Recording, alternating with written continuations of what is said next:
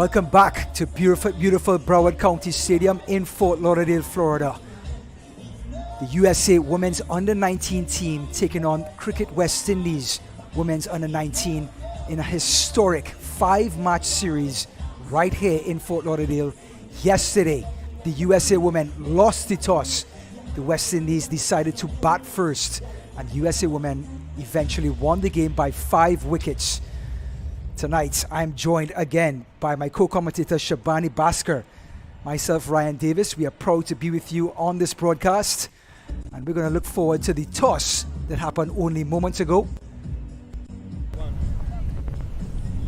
Welcome back to beautiful Broward County Stadium in Fort Lauderdale, day number 2 of this historic 5-game series between USA and Cricket West Indies Under-19 Women's Series. With us, Ashmini Munisa and Gitika Kodali, the 2 captains of the respective teams, and our umpire. Yesterday, match number 1, the West Indies won the toss, and eventually the USA won the match by 5 wickets. We're right here for the toss again, and the umpire will do the honors.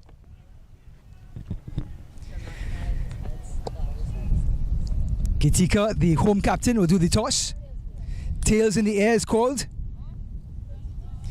Heads is the call, so USA win the toss and will decide. Gitika? So, any special reason to bowl first today compared to yesterday? We just like to stick to our processes. I think bowling first has been really working for us. The conditions are also a bit windy today, so we think the swing can help our bowlers achieve an even lower total for us to chase back faster. So yesterday the West Indies conjured up 79 runs on better batting conditions. Today more bowling conditions, like you said. Expected total? We'd say we'd be happy to get them anything under 70. But I think with our bowling attack, we are really confident coming in to keep them to a low total. Thank you, Gitika. Thank you. Ashmini, not so good luck today. So what's your thoughts on the conditions, and what do you think about tonight? Well, if we had won the toss, we would have also bowled first because, as you can see, there's moisture in the pitch. But like yesterday, they didn't win the toss. And they won the game, so the toss doesn't predict the outcome. Any adjustments for sort of the outlook and the mentality in batting today compared to yesterday? Yes, definitely. We'd just like to rotate the strike a bit more and cut down on the extras. Thank you, Ashmini. So there you have it. USA won the toss. This time they're going to bowl first. West Indies will bat as we get ready for match number 2 in this historic 5-game series between the USA and Cricket West Indies Women's Under-19 Series. We'll be back only shortly for live match coverage. See you there.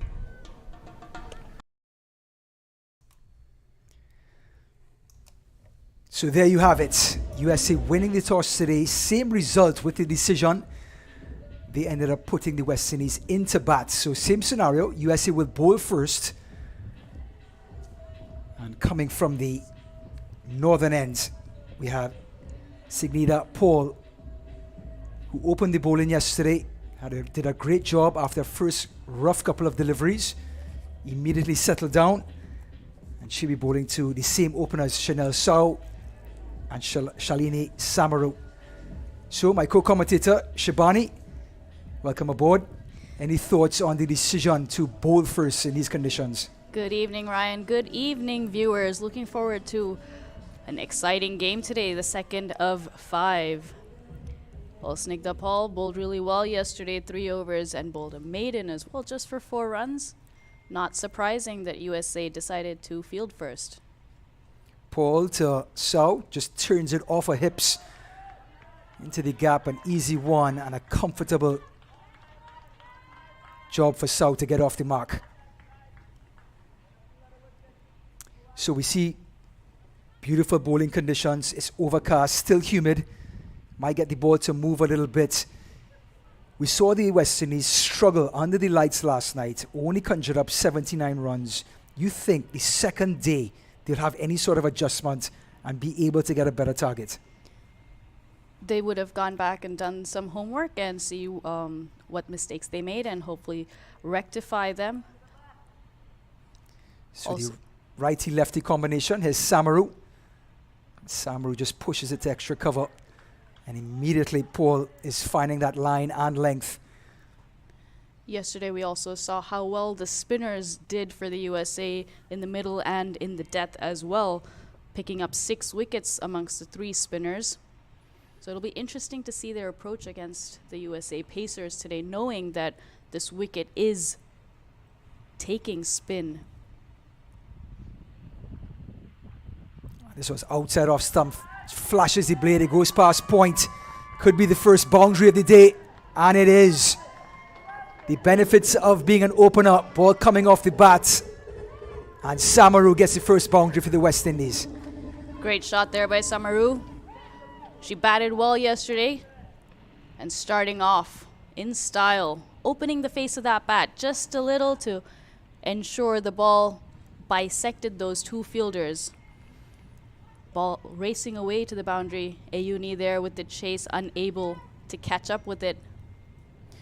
You're right on, Shabani. Samaru did stick around after Saw was unfortunately run out off of a no ball yesterday. Samaru stuck around and Joseph joined her and they put on the best partnership for the West Indies. Ball pushed into the offside, no run. You were talking about getting spin out of this wicket. The USA made an adjustment. Aditi Chudasama comes in, another off spinner to add to the squadron of spinners. So the USA doing their homework and trying to make the most of the conditions at this Broward County Stadium. Yes, with Aditi Chudasama coming into this 11 today for USA, it strengthens, of course, their bowling with her off spin, but also strengthens their batting. Has been in good form in the middle order in the national championships. She was the best batter. She won the best batter of the tournament or the championship. So coming off of that good form and confidence. Again, Paul and that nagging line and length. Such a great corridor bowler. But it just shows the wealth of talent that the US have to work with. By the way, after 1 over, it's none for 5. We're just going back for that talent that they have. They can pick players from the bench, from the reserves, and the team just really doesn't miss a beat. And there we have Captain Fantastic herself, Kodali, coming in the latter part of the innings. The team was in disarray and scored the winning runs for the USA under-19s. So, from the commentary end, we have her bowling partner in Suhani Tadani. Was roughed up a little bit in the opening overs. Eventually had a better second spell in the latter part of the game. And she's going to come up the hill from the commentary end. Bowling to the right-handed Sao, who only faced 1 delivery and just clipped it off of her thigh pad to get 1. Yesterday we saw USA open with Tia Gonzalez from the other end. Today Suhani Tadani starts off with a brilliant delivery right outside off stump. That corridor, very consistent bowler, especially the right-handers. You know, for a bowler who's bowling second behind the opening bowler, how much does the opening bowler affect the attitude and the confidence of the second bowler? We saw Paul come right into her first delivery and was on the mark. It does give a lot of confidence. The start makes a difference. As you said, not just for the bowler, but for the team. If it's a good start now, 5 runs off the first over, it's an even start. It's not overwhelmingly USA or West Indies at this point. But that just gives you confidence. Whereas if you have an expensive first over, then it's almost like you're already on the back foot going into the second over. The batters are on top. Sets the tone for the innings. Speaking about setting the tone, these 2 openers. Sao cuts away. There's a third man. Throws it back into the boundary, just 1. Nice looking shot there by Sao. Short and wide. These 2 openers can be considered conservative, and after the procession of wickets that the West Indies gave up, you can understand there will be an adjustment to try and see out at least the first couple of overs. Captain Munisar at the post-match presentation did mention a little more positivity running between the wickets, and we've seen that already. Picking the gaps. Already a boundary in the first over. This one coming into the left-hander. You can see the adjustment already by Tadani. Right-hander, left-hander combination, never easy for a bowler. Tadani usually just nibbles outside the right hand, the off stump of the right-hander, and immediately adjusts her line, and coming around the wicket to the left-hander, gets right back onto off stump. Good point there, Ryan. Bowling around the wicket this time. Beautiful shot through the covers.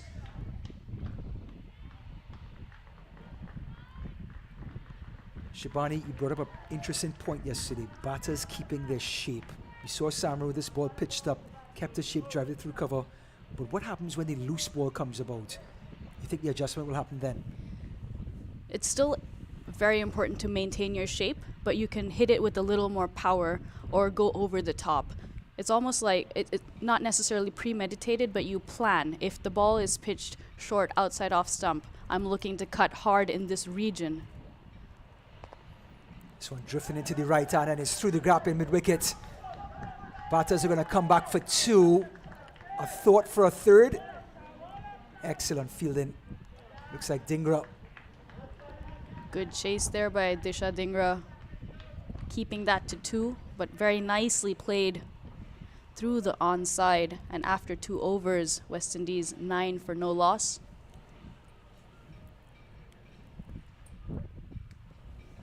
So just want to recap the selection for tonight's match.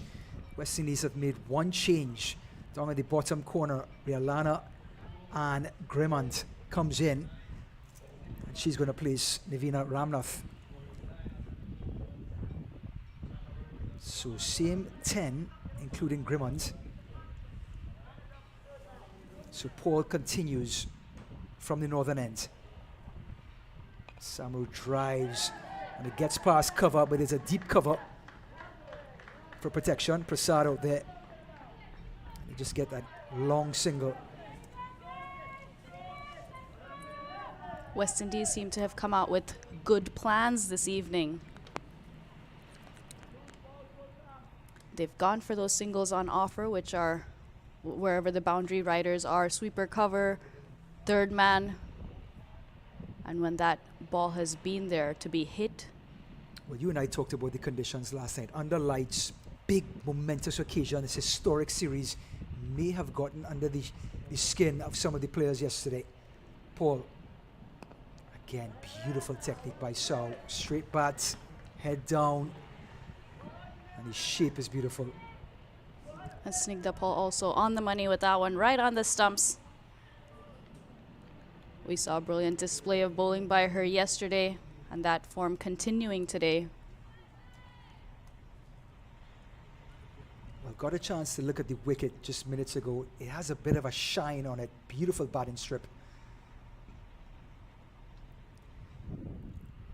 Oh, this one is in the air, but it's going to beat mid-wicket. Batters thinking of two. Eventually, the hesitation gets the better of them. Good fielding there by Ritu Singh. You can see a bit more of an aggressive approach by these two batters today compared to yesterday. Again, possibly looking to go after the pacers before the spinners come on. That could be a strategy. Just to remind our viewers, we are in the power play. 6 overs.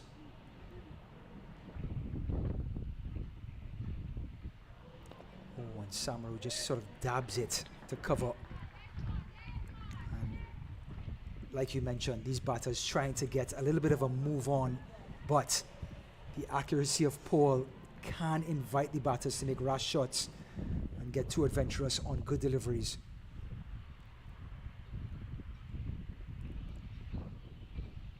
Paul, Samaru. This one goes to cover and the batters get that single. Again, with the sweeper cover out, there is a big gap between point and the extra cover fielder.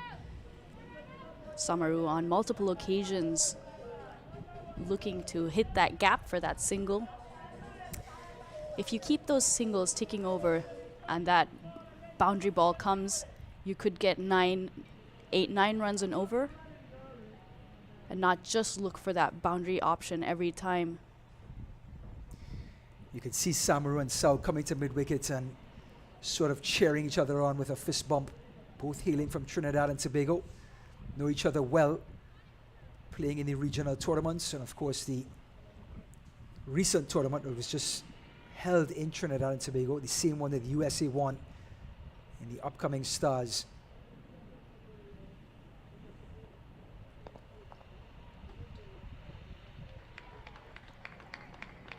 So the end of 3 overs, it is 12 without loss.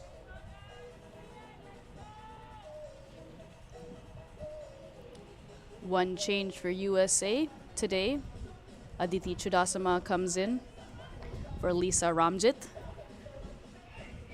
But it's been a solid it was a solid performance yesterday, and the team is looking good, Ryan. Well, we touched on the wealth of talent that the USA have to offer, so sometimes some players, deservedly or not, have to step out and another player gets a chance to perform. So Tadani will continue around the wicket to the left-handed Samaru.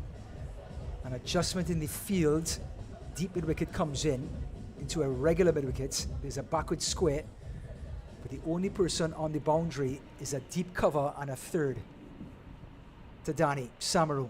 Samaru dabs it in between point and third. Third comes in. Just the one. Batting is all about confidence. Second time around for Samaru, and so you can see the difference. They seem to have made clear plans and trying to execute it, which is brilliant. And also with the right-left combination, when you keep those singles ticking over, the fielders have to change. The bowler has to adjust her line. Now, for example, Suhani Tadani bowling right arm over the wicket to the right-handed Saw, and right arm around for Samaru, the left-handed batter. So constant adjustments in lines, lengths, fields can make it more difficult for the fielding side. Well, speaking of that, Tadani is now coming over the wicket to the right-handed Saw. 13 without loss. West Indies already doing a better job than they did yesterday. This one is pitched up towards middle stump, just clipped away. Good work there at square leg. Went quickly to the square leg fielder, not allowing the batters to take a single. But you see already the right-hand, left-hand combination forcing lines, of course, to be changed. And on that occasion, the ball on the pads of the batter. Tadani, So eyes an edge and taking that slip. Beautiful catch in the end. It's never easy back there. Tadani gets the breakthrough. So departs for 5. West Indies lose their first wicket with 13 runs on the board. Brilliantly bowled and well taken. That line, that length, just a short of a length delivery. Short of a length delivery, pulling the batter forward, but that ball was not quite there to be driven. And Aditi Chudasama at slip taking a brilliant low catch. Never easy when it's at the shoelaces. Keeping her fingers under that ball. Brilliant stuff. Well, the new batter is Janaba Joseph, who was the star of the show for the West Indies yesterday. Had 24, led the way, led the scores. She comes back in again. And we talked about the overcast conditions. It's windy. You can see the shirts in the breeze. May have helped Tadani to get some movement. That is her corridor. That is her area. She's very strong, bowling that back of a length, outside off stump region. Can be quite unplayable when she's doing that consistently, especially when she's bowling that to a right-hander. It's not short enough to rock back and hit through the offside, not full enough to drive. A nagging line and length. So the exciting Joseph taking on the accurate Tadani. It's beautifully bowled again, right on the money. Points there, no run. So we saw the adjustment between Shaw and Samaru. However, the bowling too good by Tadani. It's one of those where sometimes the batters make a mistake and they get themselves out. I just think it was fantastic bowling by Tadani. Great bowling. Yes, an error by the batter, but also well caught at slip. Not easy. Those low catches. Oh, again, just nibbling in that corridor of uncertainty. Confidence of a wicket, Ryan. We saw yesterday Suhani Tadani was taken for runs, giving 20 runs in her 2 overs, but today asked to open the bowling alongside Snigdha Paul by captain and reaping rewards. Shabani, you are a aggressive batter. Well, I'll ask you after this delivery. This one comes a little closer to Joseph. The adjustment is there. The technique is there. No run. How do you... So the end of 4 overs, it's 13 for 1. Tadani gets the wicket of Sau. We're talking about Tadani's line and length. How do you as an opening batter or a batter coming in at 1 down, how do you make that adjustment to kind of throw off her line? So she's a very smart bowler. She will read you. But it's very important to use the crease. Whether you stand outside your crease, especially with the keeper back, then that ball becomes a full delivery for you and you can go onto the front foot and try to drive that, or going deep in your crease. But that does increase the possibility of swing. Paul, her 3rd over from the northern end. This one is wide outside our stump and is past point. Samaru has an offer. 3rd is down there. Comfortable too. Brilliantly played there by Samaru. Opening the face of the bat again, ensuring to hit that gap. But good work on the boundary by Ayuni. But coming back to playing someone like Tadani or any bowler who's bowling consistently, not just using the crease in terms of depth or standing outside, but also laterally. So if you're not able to reach the ball because she's consistently bowling outside off stump, then if for example taking a leg stump guard, you can move to middle stump or even off stump. If you take an off stump guard, then you know anything to the right of your eye is outside off stump. You can throw the kitchen sink at it. Paul to the left-handed Samaru. Back and across. The protection for Paul is a 3rd and a deep cover. The 2 players outside of the circle. And she's going to attack that off stump like it's the last thing she will do on earth. This is good bowling here by Snigdha Paul, especially after a wicket in the previous over. Oof, just outside off stump. And the umpire has made the decision to call the first wide. Our umpires today will be Aditya Gajar, who's up at the northern end with Paul, and then from the commentary end, the square leg umpire at the moment, Ivy Mahabir. Both umpires doing a great job last night in the opening match of the series. Again, nibbling outside off stump, well fielded. Good movement there by Geetika Kodali at extra cover. Although that sweeper is back and there is a big gap there, covering ground quickly to ensure the batters don't take that single. Bowling is also about partnerships, Ryan. And this partnership is going well for USA. Again, just short of a length.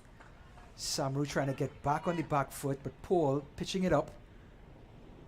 It seems Samaru very strong on the offside as well. She scored a couple 2s and a boundary through that point area.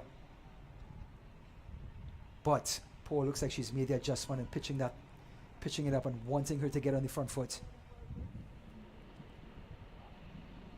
This one's down the leg side, half-hearted appeal. You get an easy one. Didn't quite time that, but worked in their favor. The ball dropped. And the fielder had to run in quite a bit to get to that ball. You know, looks like Dhingra, the ball is following her. She's been in the mix on more than one occasion already in just 4.5 overs As Joseph takes her guard. Really an exciting player, Joseph. And yesterday we saw Joseph and Samaru. A good partnership between the two of them. Joseph had a couple of cover drives. It was picturesque. So the first match of the series yesterday, the West Indies only can make 79 runs. Can they surpass that total? Already 17 for 1. Joseph lets it go by. And umpire Gajar rather, agrees it was a wide. Also, you see that, of course, Janaba Joseph, we saw yesterday she played some brilliant cover drives, and we have that sweeper cover already out for that boundary option. Paul pitches up, and there's that cover drive again. This time fielded by the captain, Kodali. So that's the end of 5 overs, 18 for 1. Current run rate 3.60. Everything's well for the US and the West Indies right now. Who do you think has the favorable start over 5 overs? It's an even start, I'd say again. Now USA having picked up 1 wicket, keeping that run rate below 4, but West Indies will also be saying, we've only lost 1 wicket. We have a lot of batting to come. We can build from here. So Kadali having confidence in her opening bowlers. Tadani's going to bowl her third. 18 for 1. Last over of the power play. We have a deep cover, more like a deep extra cover. And a third. Slip in place. Excellent catch in slip. Just 2 overs ago to dismiss Sao from the bowling of Tadani. She bowls to the left-handed Samaru. Coming back into the left-hander, no run.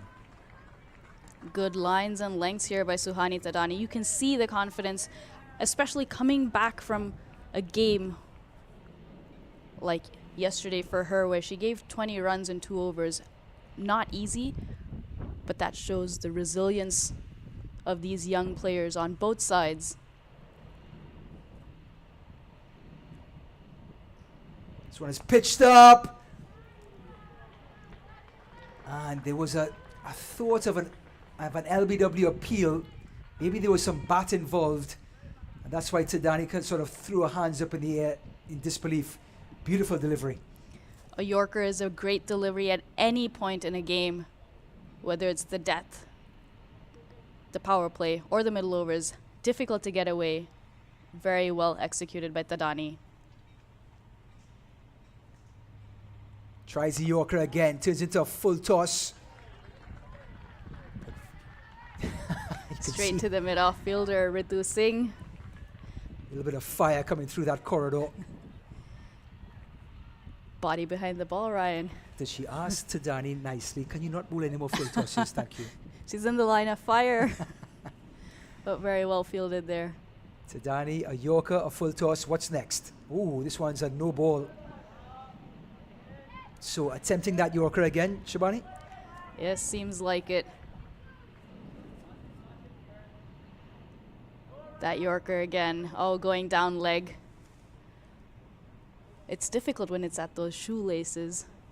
Many bowlers and coaches suggest using old shoes, place them as a target for Yorkers, and that's how you practice your Yorkers. Well, I only have old shoes, so I can use any one of my shoes you would like. Oh, and this was outside off stump, flashed between slip down to third. And you can see Joseph with that aggressive Samaru rather, with that aggressive mindset. Well bowled there by Tadani, mixing it up a little, especially for a free hit. Going for that, Samaru, not able to get the most of it. Going straight down to the third man fielder. So we saw a couple of free hits yesterday where the batters completely went out of their own characters. They got themselves in trouble. This time we see Samaru sort of keeping with the shape and securing a run. This one comes into the right-hander. And also yesterday on 3 occasions, 2 free hits and 1 no ball, we saw runouts. And but it's a learning curve, especially for young players. If that happens once to you, it'll never happen again. Tadani pitches up, driven comfortably by Joseph, and that will be the end of the 6th over. USA 20 for 1. Joseph still on naught, and Samaru 11 of 21. So Tadani and Paul, both their 3 overs, may see their first bowling change, and it looks like it's going to be the captain herself, Gitika Kodali. She bowled from the northern end yesterday, had an excellent first couple of overs. Just giving 6 runs off her 3 yesterday, Gitika. So the power play is completed. Now a little more wiggle room for the captain to put players on the boundary if needed. Just making some adjustments to the field, especially now they're allowed 4 fielders outside. But if the batters are not pushing them to, they don't need to put those fielders out. Keeping that pressure, keeping your fielders in, restricting those singles. Tika Kodali from the northern end to the left-handed Samaru. So a bit of an inside edge. Samaru intended that ball to go on the offside, ends up at mid-on. Something players can learn from. Yesterday we saw Tia Gonzalez took some time to get going, and once Gitika Kodali joined her at the crease for USA, she ended up with 21 runs off 25 deliveries, getting 3 boundaries in quick succession. When the ball was on offer, she used it to get the boundaries. So a slow start can always make up for it.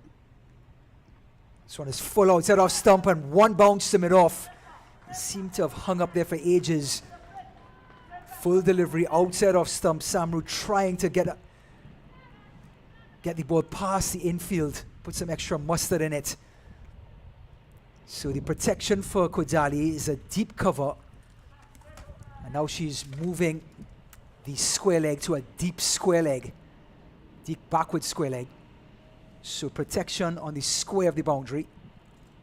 Square of the wicket. Kodali, Samaru. Back towards the pads. Push back to the bowler. No run. Kodali again. Looking at that replay. He's going for it. Also the ball before that you saw, she tried to drive it. The first ball of the over, getting an inside edge, looking to put pressure on Kodali. And she's gone after this one. Beautiful shot by Samaru. May not have middled it, but got enough to get it over mid-off. Comfortable too. We saw her threatening to make that shot just 2 deliveries before, Shabani. Yes, the intent. Intent is good here by Samaru. Started the innings with a beautiful boundary in the point region, rotating the strike, Saw and Samaru, and now with Janaba Joseph joining her. Also forcing the field change, that fielder to go on to the boundary. Again, Samaru very comfortable, just punches it. The protection is there. We see how comfortable Samaru is scoring on the offside, whether it's through point or through the mid-off region. Smart batting by Samaru here, going for the big shot over that mid-off fielder, pushing that fielder back, and then just taking an easy single. Joseph, equally adept at scoring on the onside, is a long on, protecting Kodali. Full toss. It's going to be a no ball, goes down to third, they get 1. And now Samaru, talking about intent, maybe licking her lips. Yes, and since the batters have switched, they took a run, and now the field can change as well. And with it being outside the power play, the 7th over, they can have up to 4 fielders outside the ring. The no ball here again, above waist high. Janaba Joseph not able to get more bat on that. So Samaru. Free hits to the informed Samaru. It's a short delivery, trying to just whip it through mid-wicket. Hurrying Samaru there. Not able to get a good hit. And after 7 overs, West Indies are 25 for the loss of 1 wicket.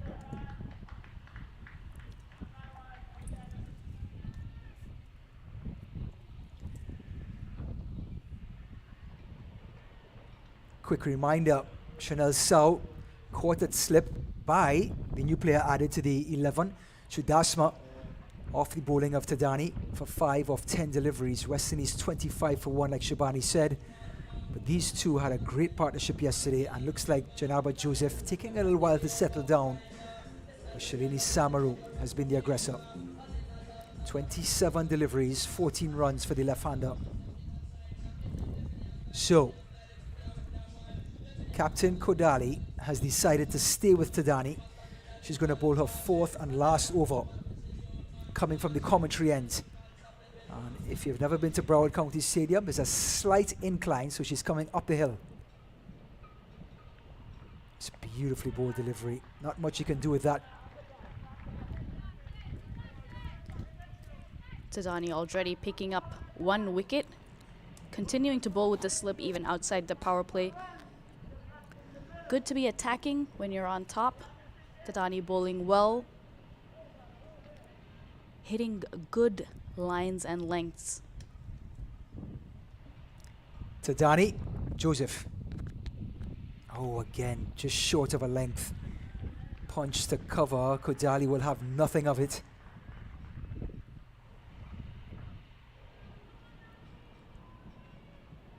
Possibly going for that breakthrough. We saw that Joseph and Samaru stitched up the highest partnership for the West Indies yesterday, seeing if they can make quick work of that.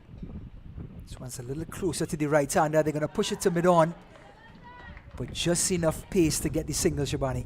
Enough pace to pass the bowler, but not too much to get to the mid-on fielder quickly, allowing them to take that quick single. And they were off the mark as soon as the ball left the bat, which is very good commitment and communication by these two batters. So we've seen steady bowling by the medium pacers, but steady batting by the West Indies to counteract that. Let's see what happens after this. After Kodali's over from the northern end. If there's a change from the commentary end and then the spin comes on, that may be the telltale sign of this innings. Yes, from this end yesterday we saw Badri Raju bowl very well. Oh, this one comes back into the left-hander. Working that down to long on for that easy single. But their running between the wickets has been better today for West Indies. Looking positive, but also placing the ball in the gap and not just trying to hit. Shabani, coming from the worst runner between the wickets in the history of cricket, I tell you, it hurts whenever you've been run out. You feel like you're not out because a bowler didn't get you out. Yes. So the batters have certainly made the adjustment. Oh, and it's dropped behind the stumps. Not sure if there was an edge, but Vice Captain Kolan didn't hang on. But Tadani with that nagging line and length, and Joseph, remember, just 2 runs off of 11 deliveries, maybe becoming impatient. Slightly shorter on that occasion, and Janaba Joseph tried to make the most of it, trying to hit a big shot, not able to make contact. Nicely clipped off her pads, but that deep mid-wicket fielder and mid-wicket fielder ensuring only 1 is taken. Says that replay to Danny, this time bringing the ball back into the right-hander, and that was the ball before. Dropped behind the wicket by Kolan. So the end of 8 overs, 28 for 1.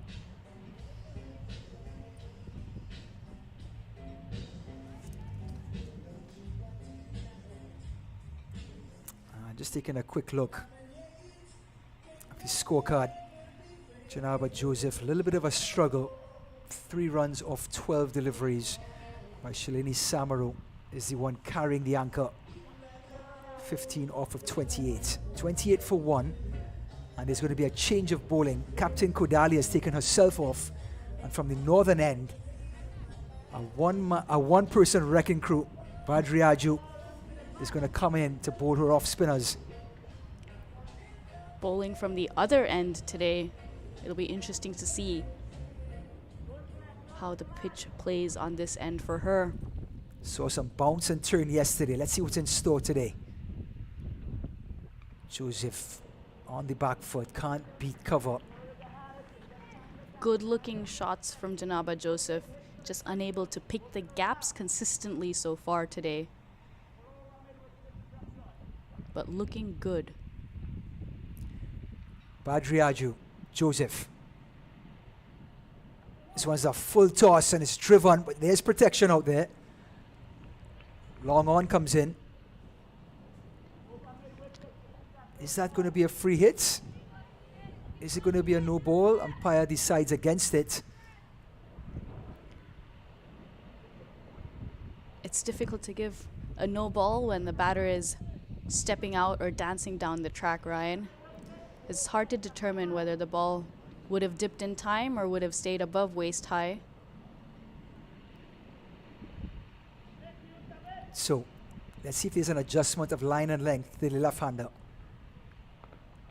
Samaru, a bit of a cross bat shot, almost like a tennis shot.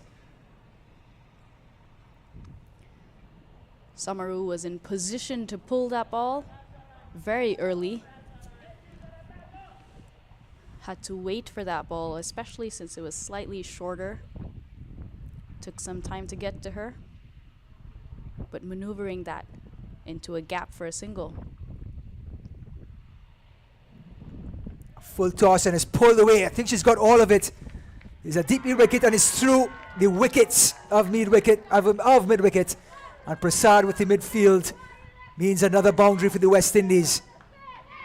A strong shot there by Janaba Joseph. Yes, the ball was flighted, but she used her feet to make it into a full toss. Coming out of her crease. A strong pull there. The deep mid-wicket fielder, Chetna Prasad, not able to stop that ball from going to the fence. So after an impressive innings yesterday by Joseph, starting to get a move on now. 8 from 15. This one's tossed up outside off stump. Not chancing Geetika Kodali's arm. She's been very good at extra cover. Tight, not letting that ball through. And her coverage going from left to right just does an amazing job to get to the ball.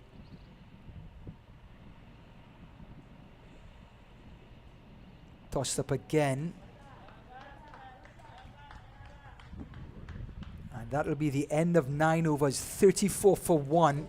Joseph 8, Samaru 16.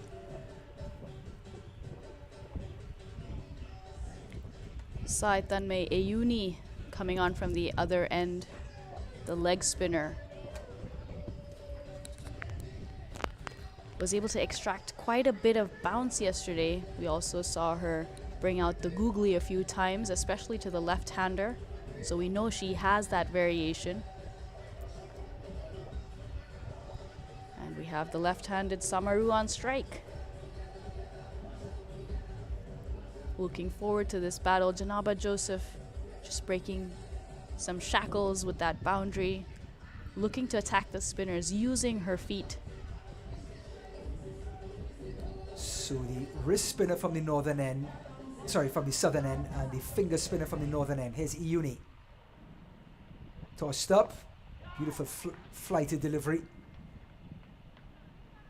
Nicely driven down the ground by Samaru. To long off for an easy single. Both these batters have been quick to read the length. When it's tossed up, they've used their feet. When it's shorter, they've rocked back. Getting into good positions. And playing good-looking shots as well, Ryan. So Iuni pitched up the first one to the left-hander, coming into the right-handed Joseph, making some adjustments, asking for looks to be a second slip.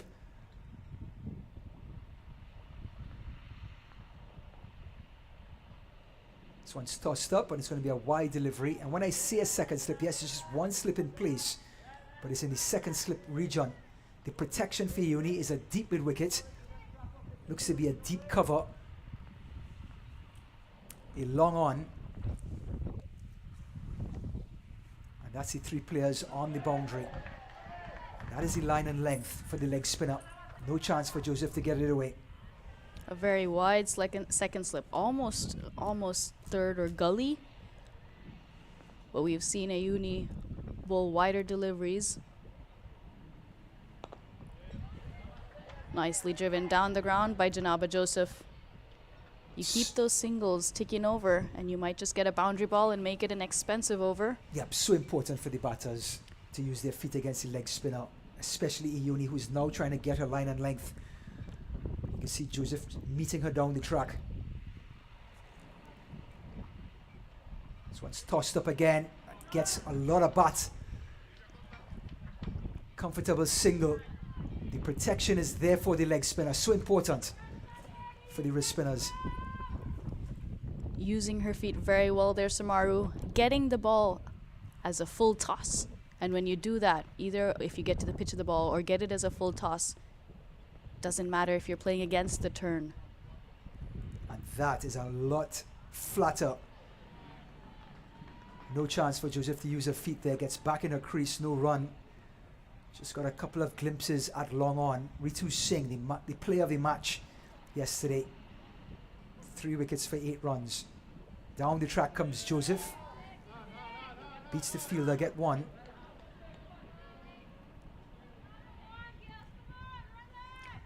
Good bowling here by Sai Tanmay Ayuni. Just 5 runs off it. 10 overs gone, 39 for 1.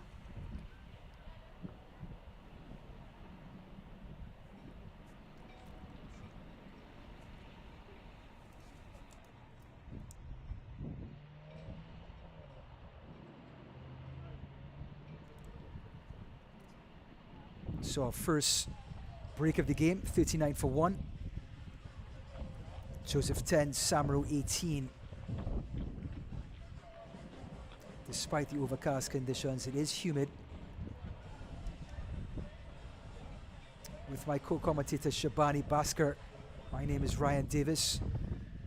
And it is an absolute honor to bring this historic 5-game series between the USA Women's Under-19 against Cricket West Indies Women's Under-19. Just a quick recap. Yesterday, the West Indies were put into bat, scored 79 runs. Sorry, the West Indies won the toss, decided to bat first. 79 runs. Eventually, the USA knocked it off with 5 wickets to spare. Was dramatic. Captain Fantastic herself, Katika Kodali, coming in to score the winning runs. So far today, the USA won the toss, putting the West Indies into bat. After 10 overs, some very tight and accurate bowling. The West Indies openers responded between Sau and Samaru, and now the partnership between Joseph and Samaru to get the score for 39 to 1. Lisa Ramjit, 12th man today, has come onto the field for Chetna Prasad, who's gone off. And Bhumika Badriraju continuing. We saw Prasad with the misfield, maybe an injury at the boundary. Checking her run is Badriadru.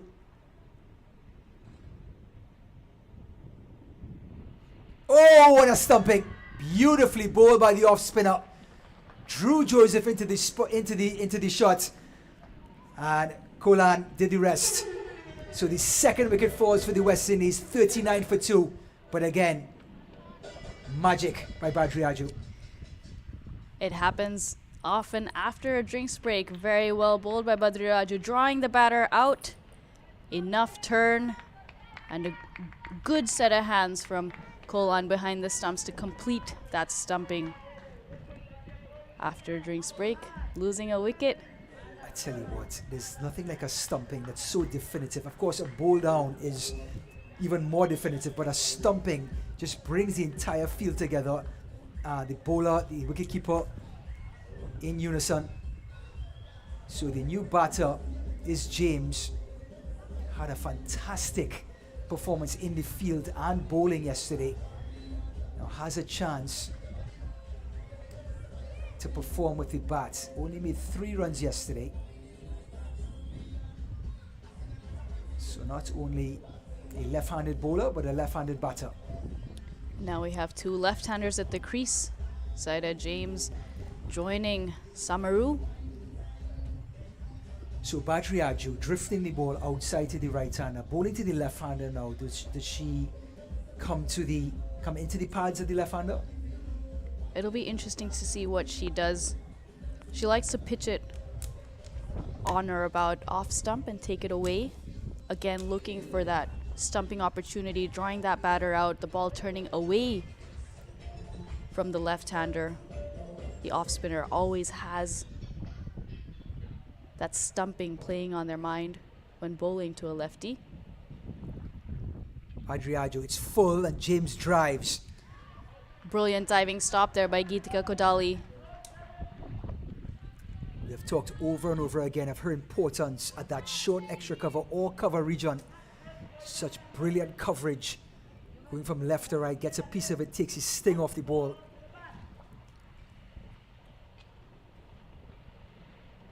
There's Captain Fantastic. Badriaju to the informed Samaru. Ooh. Kolan can't get a hold of it.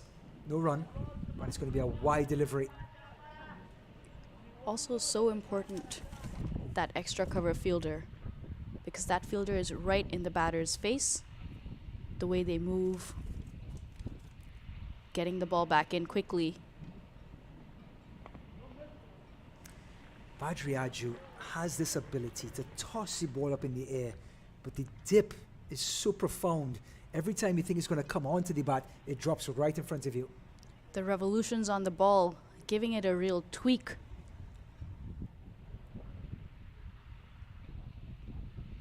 Again, tossed up, gets to the pitch of the ball is Samaru. Driven with pace. Good sign for the batter. So a wicket, a run, a wide and 2 dot balls. Badriaju getting on top of the batters here.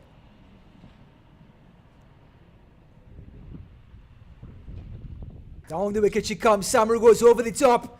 Long on is there, long off is there. 1 bounce, well fielded. They're going to hurry back for a second. And James gets back, no problem.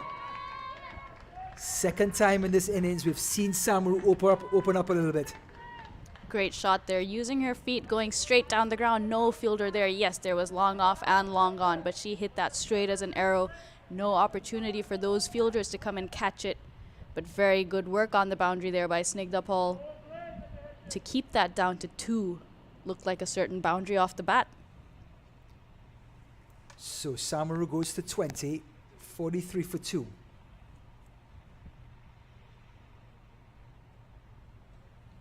This one's a flatter delivery on the back foot. Beats Kolari at cover. Geetika Kodali, tall, outstretched hands, not able to get to that one, well placed. And after 11 overs, West Indies have lost 2 wickets, 44 runs on the board. You know, we saw the shorter wide deliveries get wickets yesterday. First time we've seen that today. Short, wide delivery. Looks like Samaru almost hit the ball straight into Kodali's hands. Could have been another unforced error, as they would say. It's difficult to control when the ball is so far away from you, whether you're playing off the back foot or the front foot. When the ball is away from you, your head is not close to the ball, and that means less control. Just in case you are wondering, yes, there is fan support at Broward County Stadium. Spectators have showed up. They're not only cheering on, but they're dancing as well. Some good music at the ground. Shabani, I've seen you dance before. You can dance a lot better than those guys. It's enjoyment that's important, Ryan. Ritu Singh comes into the attack. The dangerous Ritu Singh, Yes. player of the match yesterday. Picking up 3 wickets. Ritu Singh, Samaru on the back foot, pulls it. And it beats that short mid wicket and gets a boundary. Samaru rocking back on the back foot. She moves on to 25. Great. Can't afford to bowl loose deliveries to Samaru now, who has her eye in. She's got stuck in. She's been here since ball one, rocking back, ensuring to hit that wider of the long on-fielder. A brilliant placement. We saw Ritu Singh pick up a wicket off her first ball yesterday. Today giving a boundary. How does she follow that up? Tosses it up, but again, the dip is there. We talked about this yesterday, Ryan. Ritu Singh being very deceptive. Yes, she's an off-spinner, but has the run-up of a pacer. So even if you know that she is a spinner and she is going to look to flight the ball and turn the ball, when you see a bowler running in like a pacer, you're still expecting that ball to come at speed. Samaru down the track, gets it on the full. Long on is there to protect. But a good start to the over for West Indies here. Samaru getting a boundary off the first ball. Puts the bowler on the back foot. I think it just shows again Samaru's ability to anchor the innings like she did yesterday, not allowing Ritu Singh to settle. Had that loosener, first delivery, get a boundary, put Ritu Singh on the back foot as she comes forward off of her long run. She's going to bowl to the left-handed James. The cover for Ritu Singh will be a deep cover, a long off, deep mid wicket, and a long on. So 4 players on the boundary, allowing Singh to have a margin of error to the batters until she settles down. Again, just whipped off the pads and on drive. The short mid wicket is there, just to shadow the deep mid wicket. It's Gonzalez. All the boundary riders in front of square for Ritu Singh, indicating that she's looking to bowl fuller. This one is flatter, and on the back foot goes James. Saida James not interested in that single. Samaru looking for it. We saw when Samaru and Saul were batting together, ran some quick singles. But wickets does that to you, Ryan. Puts the element of doubt. Singh. James. James seems completely undecided to go back foot or front foot, and that takes us to the end of 12 overs. 49 for 2, 5 off of it. Ritu Singh having a little harder of a time to settle in than she did yesterday. Yes, the boundary off the first ball, but bowled a brilliant 5 balls after that, Ritu Singh. That last delivery to Zaida James. James seemed to get too close to that ball when the ball is short. And if you have a bit of width, you want to get close to it, but if you get too close to it, you cannot impart a lot of power. If you have a bit of width, it allows you to free your arms. Complete change of subject here, but I just looked down, I just realized my lanyard is still on. Just for you guys who don't know, we're not on camera, so me having my lanyard on makes no sense, but it's just to remind myself of my own name every so often. It's a valuable tool to have. So the off spinner, Badriaju. Samaru, short, cut away. Deep cover is there, just the one. If these two can again keep rotating the strike, that boundary ball will come, as we saw Samaru getting into it. 27. Zaida James now. Badriaju having cover with a long on, long off, and a deep cover. This one's pitched up, driven down the ground by James. Ricochets off Badri Raju for a single. 2 singles so far in this over. Can it be a big over for the West Indies? So the 50 was brought up, the delivery before. Now it's 51 for 2.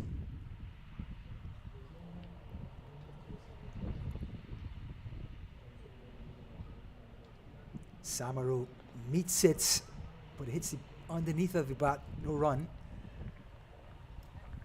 So it just shows Badriaju's ability again to flight the ball, almost pull it back a little bit. So even though Samaru has seen 40 deliveries, still sometimes can't get to the pitch of the ball.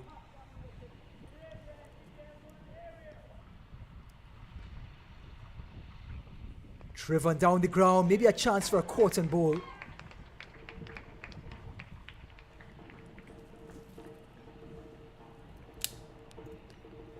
So we've been visited by the person in charge, Nadia Gruni. Without her, none of this is possible. This historic moment. And even though she's running away, we will get her on the mic, and that's a promise. James faces Badriaju. This one's shorter and cut away. Nicely played there by Zaida James. Stepped into it and moved away just a bit to make room to cut that through the cover region.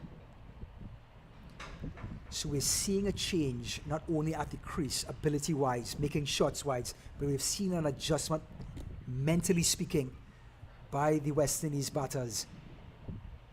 Down the wicket she comes, driven, long off is there. Just the one.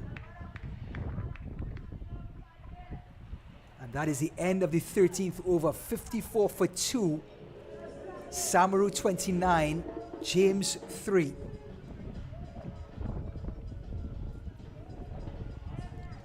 Just looking at the scorecard, West Indies put into bat by USA after losing the toss. Samaru still there on 29. Chanel Saw went early. A brilliant catch and slip by Aditi Chudasama. Very tight bowling by Tadani. And recently, Janaba Joseph getting out right after the drinks break to a brilliant ball by Badri Raju. So the play of the match will continue from the commentary end. Ritu Singh to Samaru. It's pitched up. Samaru meets her down the track. Gets one. Using her feet so well is Samaru. Chetna Prasad back on the field. Lisa Ramjit goes out. But coming back to your point of the ball dipping, Ryan.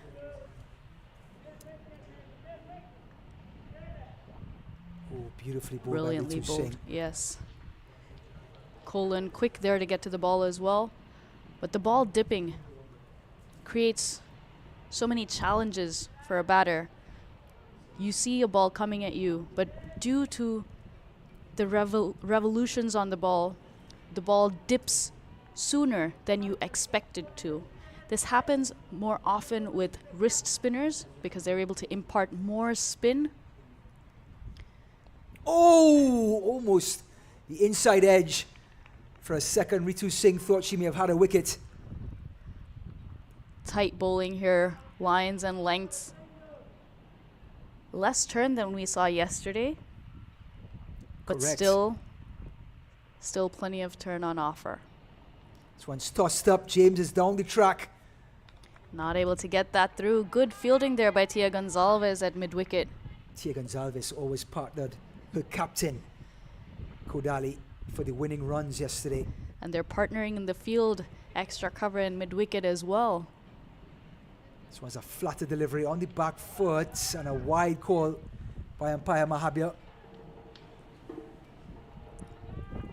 2 deliveries left in this over. So far it's been a tight one. Just the single and now the wide.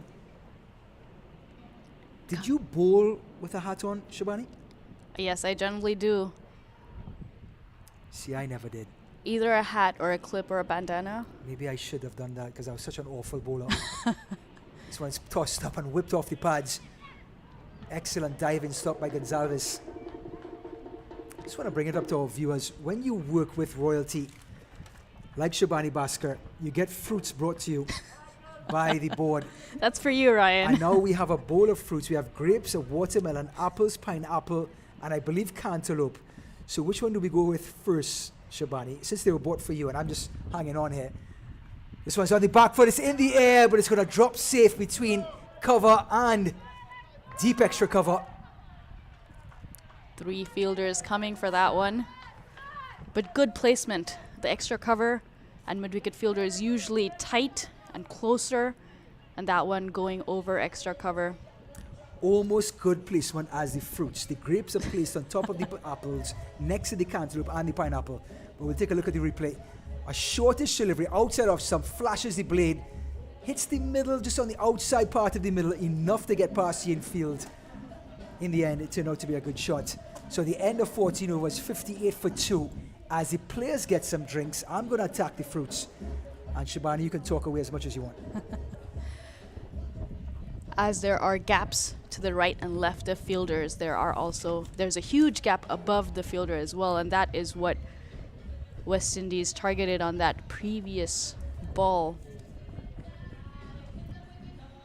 Especially when extra cover and mid-wicket are so close, usually 10, 15 yards inside the inner circle. Presents that opportunity to go over that fielder. Change of bowling. Captain Fantastic brings herself on. Gotika Kodali is coming back on from the northern end, coming down the hill, as we say, in Broward County Stadium, an international stadium. I'll remind everyone, West Indies India played just this weekend, right on this strip. Kodali, Samru getting that extra bounce, the medium pace up. I don't think Samru was ready for it. Rather, it was, yep, it is Samru. Trying to take her on, putting pressure on Gitika Kodali, unable to make the most of that delivery, losing her shape a bit, not getting a good solid shot, and the ball. Kodali, short of a length, but beautifully driven off the back foot. The sort of shot you see over and over on the highlight reel. Didn't get a boundary, but it shows what Samaru can do. 32 of 45. You see that she's looking to attack Gitika Kodali even when she came on for her first over. The 7th over it was, just after the power play, the batters were looking to attack her. Also, pace on the ball sometimes can be easier to hit, especially on a turning track. Saida James now. James on the back foot, and it goes through Kolan. And they hurry through for a bye. Interesting to see if the umpire will call a wide. No, just the bye. The score creeps forward. Remember, USA winning the toss, putting the West Indies to bat. They have their formula. USA very comfortable bowling first and then chasing after. Kodali, Samaru, great matchup. Down the leg side, flicked off the pads. Get that one. James is quick. Well covered on the offside there as well. The throw coming in quickly from the square leg fielder, but the offside fielder's in position to cover that throw. The fielding has been good here by USA today. We saw yesterday as well, both sides fielding very well. The commitment in the field, making those diving efforts, stopping the ball. Great display of fielding. Kodali, pitched up, driven beautifully by James. Going towards the boundary, well fielded. Come back for 2. Beautifully played by James, a square drive. And Tadani, the opening bowler, who's bowled all of her 4 overs, has to come all the way across from that sweeper cover region to backward point. But more importantly, Shabani has went for the apple. We were all concerned which one she's going to go with, getting text messages and tweets. And yes, just to confirm, she went with the apple, everyone. Oh, Ryan. Kodali, James, and again playing through the line of the ball. Long off has to come across. No, it's deep cover. Tadani again, getting a workout. If we look at that again, the batter walked down the track a few steps. Going for that attacking option after 15 overs. West Indies 64 for 2.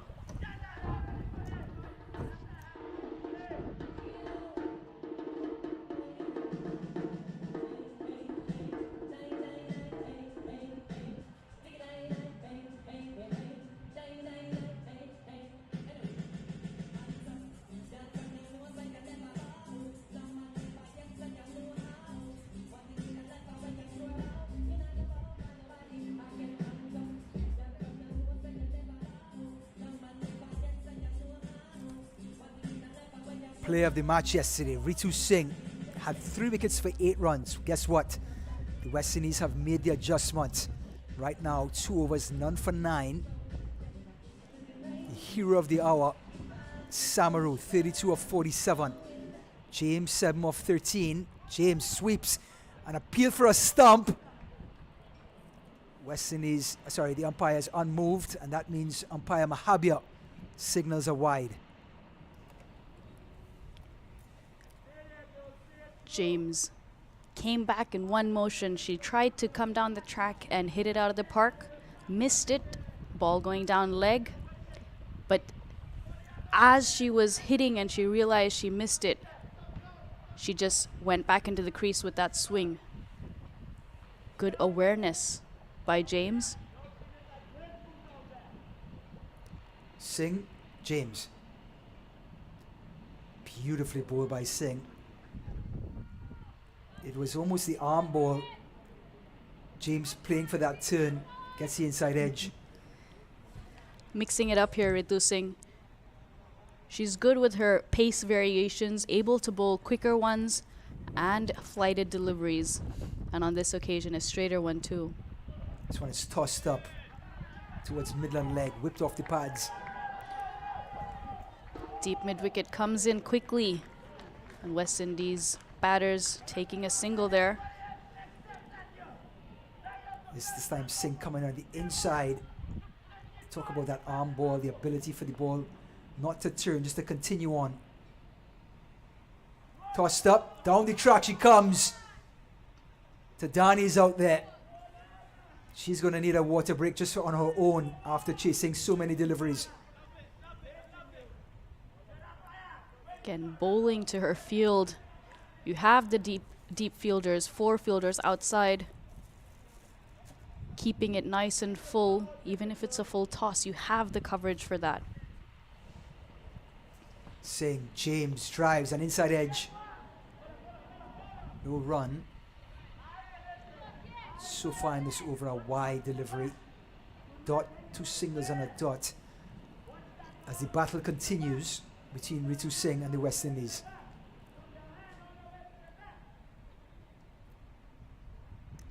Beautifully bowled, adjusting that flight, Shabani.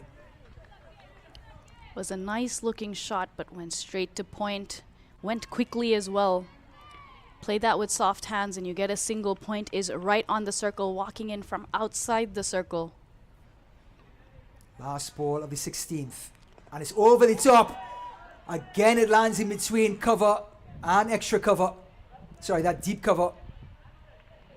They get that one, but it shows the intent now of James and Samaru to take the good balls and still score off of it. You have 4 overs to go, 16 overs up, 68 for 2. You're coming into the back end of the innings. They've only lost 2 wickets. They can go for it, Ryan, and that's what they're looking to do. You can see the intent.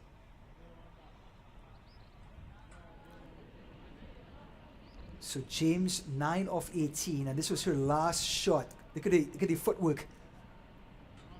Just whipping through the line of the ball with the wrists. And it turned out to be a measured shot by James, who's now full of confidence, and is the last thing Captain Kodali will want to see. So, change of bowling from the northern end. We're going to have Tia Gonzalez, who opened the bowling yesterday with her wrist spin, off spin.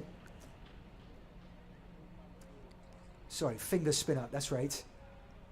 Only bowled the 1 over to open the bowling yesterday. She's going to come on now in the latter part, the death overs, as we like to say in T20 cricket. 24 deliveries remaining. The West Indies only scored 79 yesterday, Shabani, 68 for 2. Can they get another 24 runs? We have 24 balls left in this innings, 24 to 30, maybe even 40 runs. That'll take them past 100. That is a good total, a fighting total. They will back themselves to defend that, especially this track taking spin. And West Indies have quite a few spinners in their ranks. Just to bring everyone up to speed on our assortment of fruit, Shabani went for the apple. I went pineapple, then apple. And I have to say I like the pineapple better than the apple. Well, you know, when you're being entertained, when you're watching a movie, you have popcorn. But this is sport, so we're going healthy with fruit. Plenty of entertainment. We're watching it. And instead of popcorn, since it's not available, we're going with fruit, Ryan. She is the best analyst in the game. She can break down fruit, she can break down cricket. Next thing we're going to talk about is lottery numbers. Hopefully Shabani can give us the winning numbers for the next lottery. Everyone stay tuned. That's coming up after the break. So, 24 deliveries remaining. West Indies U19 Women's taking on USA U19 Women's in this historic 5-game series. USA winning the first match by 5 wickets yesterday. We're into the second. Gonzalez, James. Oh, beautifully struck. But the protection is there. Probably the best hit shot so far this innings. Coming from the bat of James. Strong shot there, full toss. But well positioned there, the fielder on the boundary. Between a deep mid-wicket and deep square leg. Had she been at deep mid-wicket, that would have been a certain boundary. Down the track comes Samaru, gets to the pitch of the ball. Long off is chasing. Looks to be Ritu Singh. Well fielded, but Samaru now getting to the pitch of the ball, having the confidence to go after players, Shabani. She's using her feet well. We saw that when the spinners came on, she started using her feet immediately. And with Tia Gonzalez going away from her and Samaru strong on the offside, she's hitting it with the turn. Tia Gonzalez pulling up. I'm glad you said the offside. Samaru has been so aggressive and so accurate with his shots through point, through cover, through mid-off.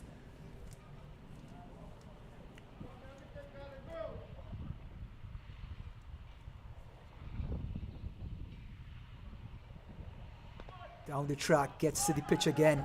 This time, Gonzalez takes his sting off the ball. Chudasma retrieves.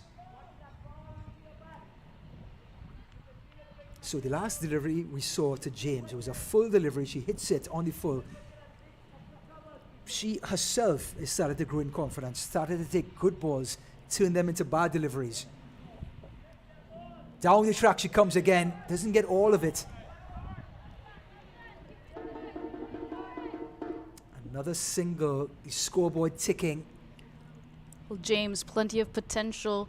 She was a traveling reserve for the West Indies senior team. She was on the West Indies A team as well. Plenty of experience.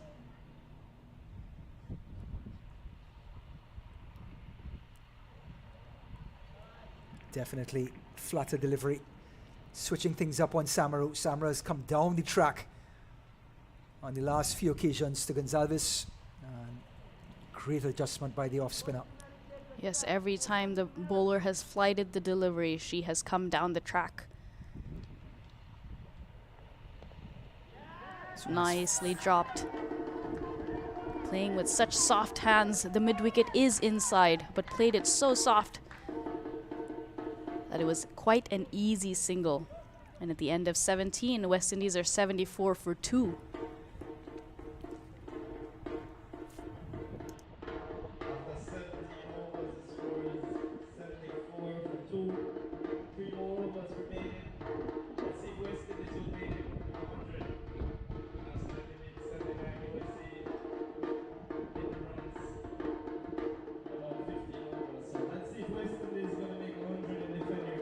So quick look at the scoreboard while the batters adjust gloves and get some refreshments. So the opening batter caught at slip by the new addition to the squad, Judasma, off the bowling of Tadani, who's bowled her full 4 overs, out for 10 deliveries. But since then, Janaba Joseph and Zaida James have put on a partnership. Joseph was stumped by Kolan for 10 off the bowling of the off-spinner of Badriaju. And Shalini Samaru, the anchor of the innings, 37 of 52. But more importantly than anything else, Shabani was mentioning a pineapple chant that we all want to hear. Shabani, can you just give us a quick clip of the pineapple chant that you heard online today? Oh no, this was circulating maybe a year or two ago. I think it was a lockdown thing, with COVID. People were trying to entertain themselves, and it was a apple pen kind of song. But I'm sure the younger generation will know what I'm talking about. We love the description, but we actually want to hear the tune. What does it sound like? Maybe you could hum it if you can't remember the words. No, if I do that, we'll lose some viewers here, Ryan. People will be like, no, stop singing. Actually, I'm checking the YouTube count and it's multiplying by the second, so I think you're tuning in, Shabani, to hear the song, but we will revisit that. Samaru getting looked at by the physio. Yes, I'm changing the subject here. Expertly done. Again, we saw the physio come out an over or two ago looking at her. Looks like her ankle. So Samaru has every right to get whatever help she can with her pads, with her gloves, with her bat, because she has anchored this inning and has led the West Indies and put them in a very competitive total. With 3 overs to go, 18 deliveries left.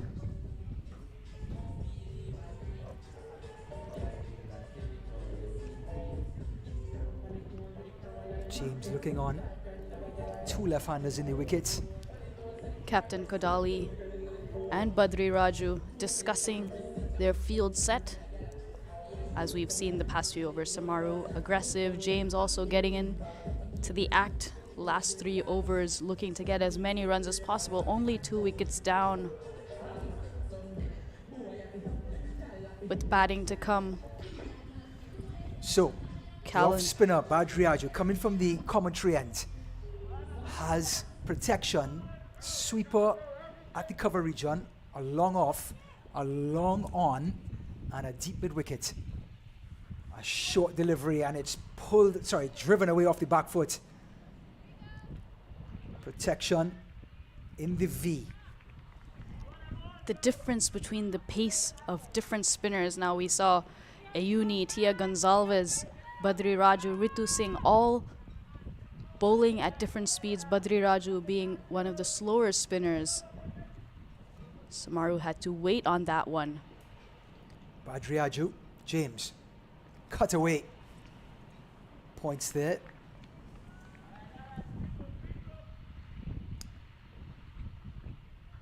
So we're now down to 16 deliveries left. Pressure on the fielding side or batting side? Fielding side. Oh, gone after this. It's high in the air. Going to drop just in front of Paul. And they scamper back for 2. So James opening up her shoulders, lofting this one. Felt in front of Paul, and an easy 2 for the West Indies. Score goes for 77 for 2. James 13. Started to move things along. Badri Raju.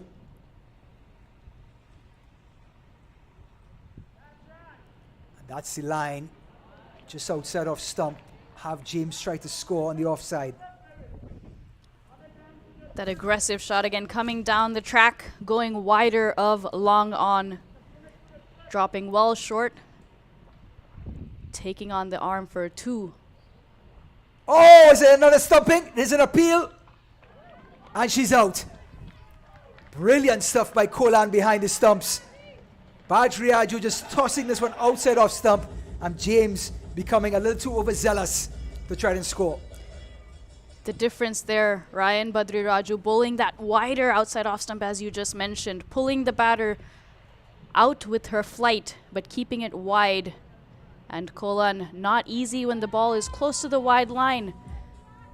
Doing that very quickly to dismiss James, who was looking dangerous. So the West Indies lose their third wicket with 77 on the board. One delivery left in this over, and the big hitting calendar comes in. Certainly with the instructions of anything over pitched, anything in the V, to put some mustard behind it. Also with that dismissal, it brings a right-hander to the crease. We have Samaru, the lefty, who's been there since the beginning of the innings. But with Calendar coming in, you have a right-hander, right-left combination, changes in the field. If they're taking a lot of singles, changes the bowlers have to make in line and length.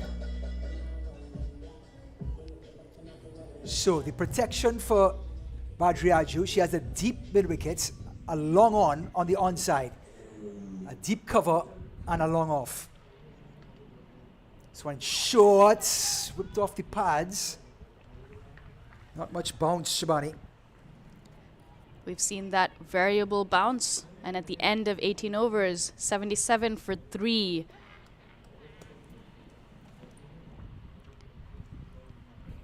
To bowl an 18th over, getting a wicket and only conceding 3 runs. A brilliant over there by Badri Raju.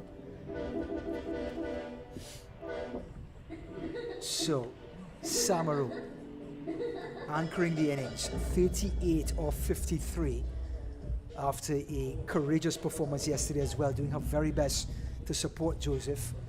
Now she's leading the charge for this West Indies team.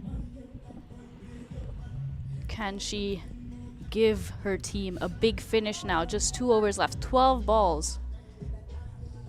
Can she maybe get 20 runs with Calendar?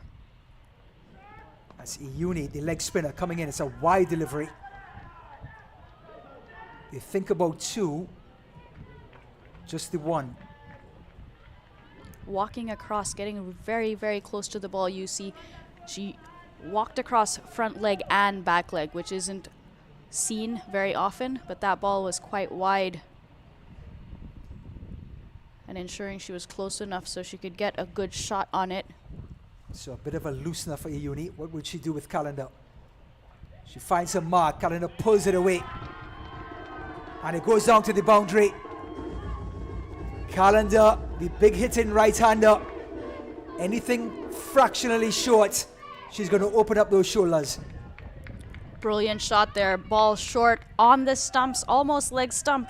Calendar goes onto the back foot, punishes that ball to the square leg boundary. No deep fielder there. This time the sweet shot by Calendar. Beats backwards square. They come back for 2. Well, Iyuni, a loosener, then put away to the boundary. Then the sweep shot for 2. 7 runs off 3 deliveries. Good aggressive batting here by West Indies. Samaru with the single, and then Calendar boundary and a 2 short ball pulled. Fuller ball swept. What's next? Tossed up. Again the sweep shot. And I believe she got enough bat on it. And it's gone for 4. Not the most traditional of shots, but enough for Calendar to get a boundary. Went for the sweep shot, got an edge. Past Kolan. And the second boundary, carrying it to 10, 11 runs so far in the first 4 deliveries. When you're brave and you're going for it, luck goes your way as well. Off the back of the bat, they're looking to sweep that to the square leg, fine leg region, taking the bat of the back of the bat, and the ball going into the 3rd man boundary. She's back, and not a convincing shot, was in 2 minds. And Shabani, is this the point where Tadani bowling all of her 4 overs? Now you have the leg spinner bowling in the death overs is it coming back to bite Kodali for that decision? It was a good decision to bowl Thadani out. She was bowling really well, putting pressure on them. They weren't getting a lot of runs off of her. This one's driven to long on. And Calendar has come in for 6 deliveries and has scored 11 runs. Gets a run in the last ball of the 19th and will face the first ball of the 20th. 89 for 3, 6 deliveries remaining. 2 fours in that over. You were talking about just looking at the replay of the first boundary. Rocking back nicely. No deep square leg fielder. Too much for the deep mid-wicket fielder to do. And this off the back of the bat. But when you're being brave and you're being aggressive, luck can go your way. So, the person responsible for the last 6 deliveries was the player of the match, Ritu Singh.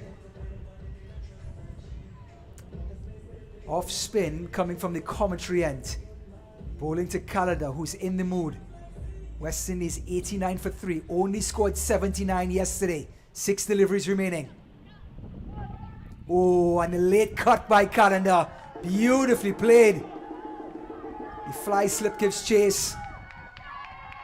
The uni whips it back in and they come back for 2. Very smartly played by Calendar.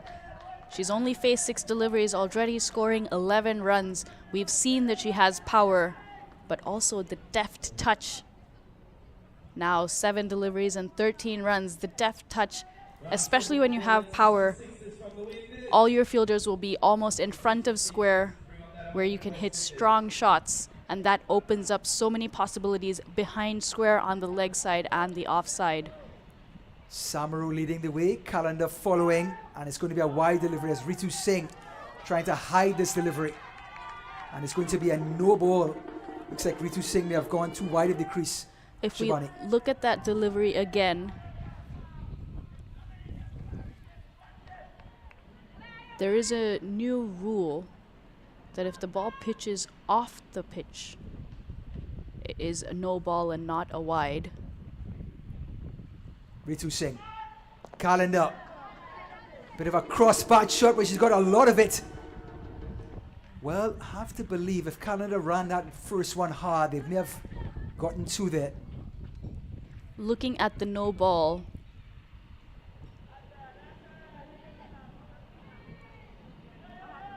it's tough to say. It was quite wide, and that could be the reason it was a no ball. Well, thank God that rule was not wrong in my day. I would have bowled no balls on the regular. So, after the free hit, there comes Singh. Down the wickets comes Samaru. Being aggressive. Deep mid wicket is there.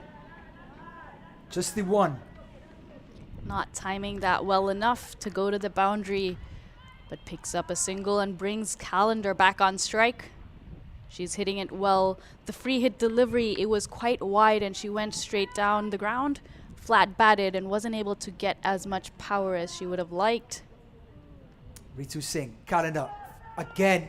This time the sweep shot beats backward square. Mid wicket comes across, deep mid wicket. They're going to test the arm and a comfortable 2.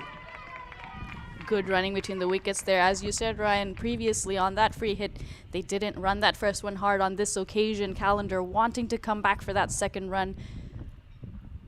2 balls left. She wants to take it. Calendar, 16. Again the sweep shot. A lot of power. Mid wicket comes across. Will she get there? No, she won't. 4 more for Calendar. West Indies bring up their 100. And that is a significant total on this ground. Bringing it to 3 figures. Makes it a big target. Calendar timing that to perfection, waiting on it, allowing the ball to get nice and close to her so that she could hit it as hard as possible, and placing it as well, forcing that square leg fielder to go back onto the boundary. The Tassa drums are playing and Calendar is batting. Last ball of the over of the innings. Beautifully bowled by Ritu Singh. Is there a run out? And it is. Calendar run out on the last delivery of the innings, and the West Indies finish with 100 for 3. Calendar, despite being run out, the hero at 20 off 11, and also Samaru 40 off 55, the anchor of the innings. Samaru batting through the innings, carrying the bat for her team, scoring a 40 to follow up that 16 she scored yesterday, and a good partnership with Janaba yesterday. But Calendar stealing the show in these last 2 overs, coming into bat, facing 12 balls, smashing 20 runs. So the West Indies come up with triple figures, 100 for 4 after their 20 overs. The USA women's under 19 coming back into the dressing room. They'll get strike and try to go after these triple digits to see if they can win their second game on the trot. We'll be back with you shortly in only a few minutes.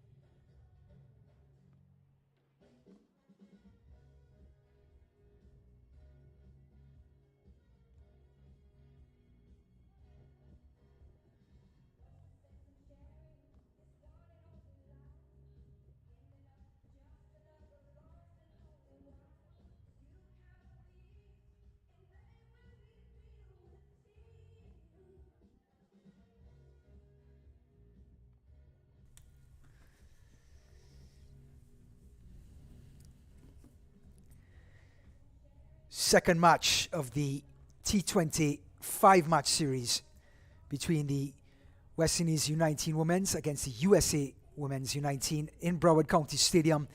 West Indies coming up with 100 for 4 after their 20 overs. Samaru anchoring the innings with 40 or 55, and the big hitting Calendar coming in and scoring 20 off of 12.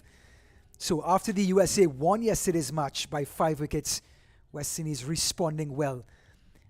So we take a look at the highlights of the West Indies innings. The wickets to fall here.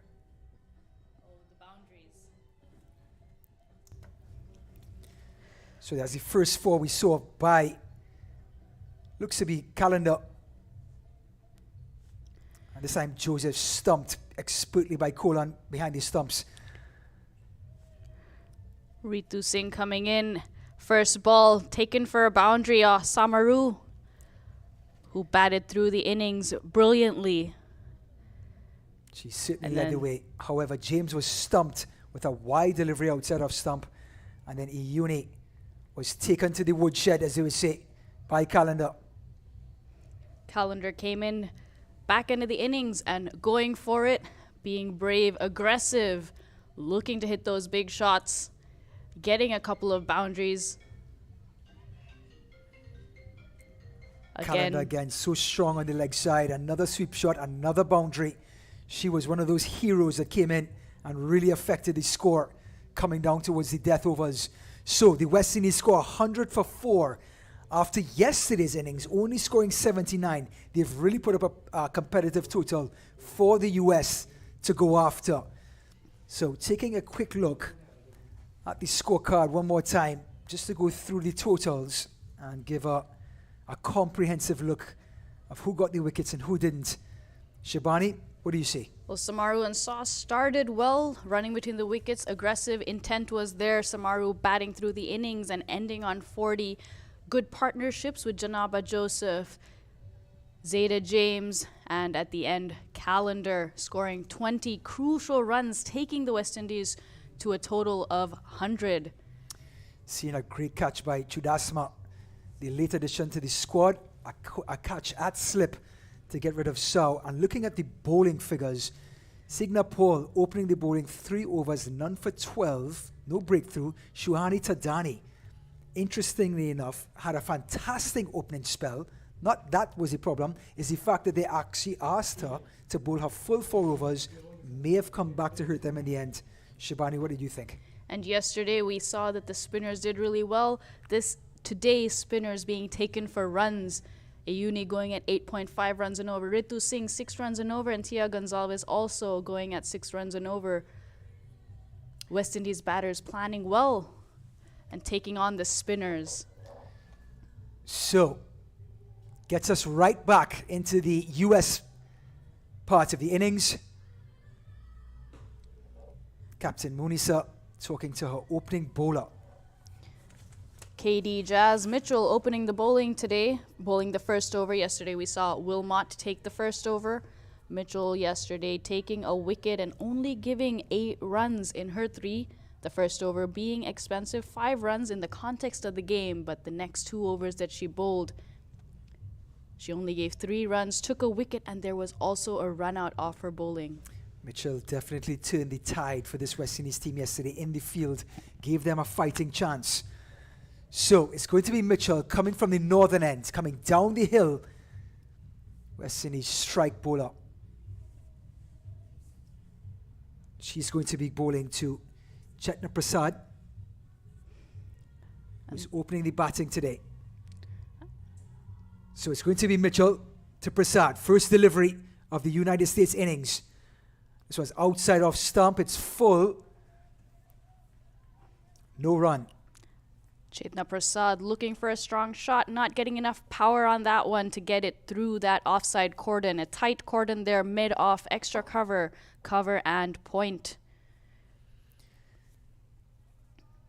So the protection for Mitchell, only a third. No one else out on the boundary. Prasad, this one goes outside off stump and a wide call. with most of her fielders. 6 fielders on the offside, a slip, a third man, and then 4 in the offside cordon, trying to keep a tight line closer to the wide line outside off stump.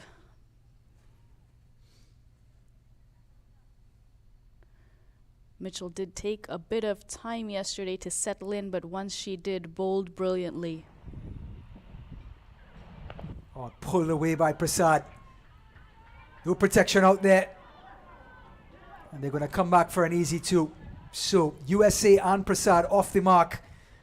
This one not outside off stump, coming closer towards middle and leg. And Prasad so strong on her legs. Moving well to get well inside the line of that ball and accessing that leg side, getting it past the inner circle. So And Prasad scored a boundary with a similar shot off of her legs. And Mitchell tries again. Outside off stump and it's flashed away with points there. No run. Both teams did a great job in the field yesterday with run-outs, catches, you name it. They backed up their bowlers. This time, and we saw the USA struggle to get over the mark of scoring the runs. This time, the West Indies scoring 100 runs. The target is 101 to win. So it's going to be a tall order for United States, who won the first game yesterday by 5 wickets. Outside off stump, and it's going to be another wide called by umpire Aditya Gajar. So Mitchell having a hard time yesterday, and Wilmot finding their line and length.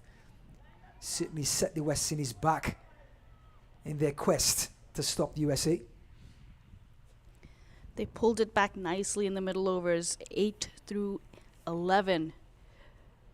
But not enough runs on the board yesterday. Today, with 100 on the board, triple digits, scoreboard pressure. Mitchell, Prasad, much better bowled by the medium pacer. Great technique by Prasad as well. Chetna Prasad gets into good positions. Very stylish and aggressive batter. Disha Dhingra as well, her opening partner today. Very strong through the offside. Likes to go over extra cover as well. Dhingra has been brilliant in the field in both games. Again, Mitchell teasing line and length. Best ball she's bowled so far for the over. So because of the 2 wides, we still have 1 delivery remaining. 4 runs so far. Extras 2, Prasad 2. We've seen that Mitchell can move the ball away from the right-hander. On this occasion, the ball holding its line, almost moving in a bit, keeping the batter guessing. Mitchell, beautifully bowled again. Good line, good length. And Prasad respecting the delivery. And that's the end of the first over. So the United States chasing 101 for victory. They are 4 without loss after 1.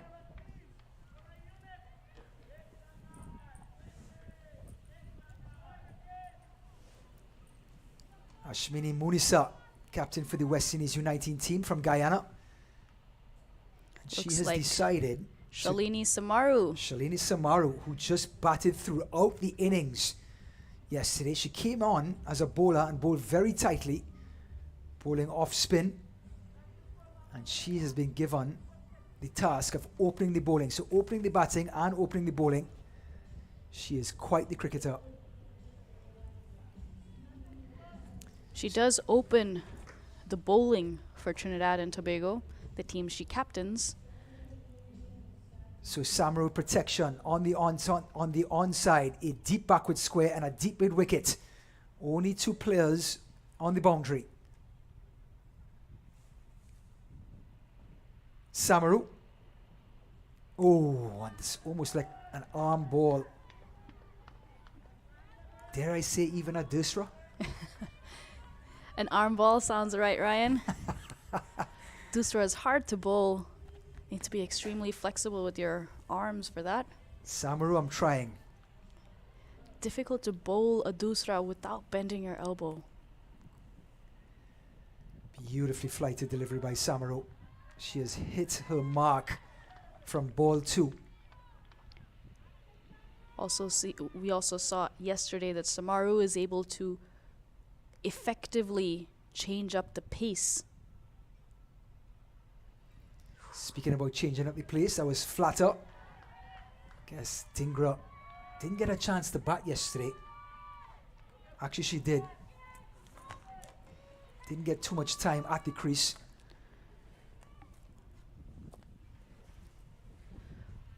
And she's going to try to get herself set in. And this one is on off stump, a little bit of turn. And so far, 3 dot balls, just what the doctor ordered for Munisa and this West Indies team. Dingra stitched up a bit of a partnership with Anika Colin. So outside off stump and a wide delivery call by umpire Ivy Mahabir. And she reminds everyone 2 deliveries remaining in this over. She pushed the ball yesterday to mid-off and took off for a single, but the fielder did very well to get her run out yesterday. Brilliant delivery and well played off the legs by Dingra. Gets 2. Well bowled, well played, and that's just hit the fielder. Went right past the wicket keeper. Hit the fielder right on the shin. And I can tell you from experience, she's going to feel that tomorrow. It hurts more a few days later, and she'll see the bruise as well. That's right. Physio? Ice, please. No one said it was an easy game. Not at all. The ball is hard, and if it hits you, it hurts. Hands, fingers can get fractured as well. Yeah, we were looking at these scars in your webbing from an injury you got in Australia. We'll get back to that. Samru to Prasad. Samru just punches it to point, no run, and that's the end of a very successful second over. USA 6 without loss after 2. Going back to your webbing, you got an injury. What part of Australia? Well, this is the talking about injuries. Look at James just unleashing that ball and hitting the hero calendar right on the left knee. That can be nasty, especially on the front of your, the bottom part of your leg. From the knee down, it is all bone. There is no muscle to cushion that blow, and it really, really hurts. So Dingra asking for a middle guard, middle stump, otherwise known as a 3. Steps in, facing Mitchell, bowling her second over, 4 runs off of her first. Again, teasing line and length, just on middle and off.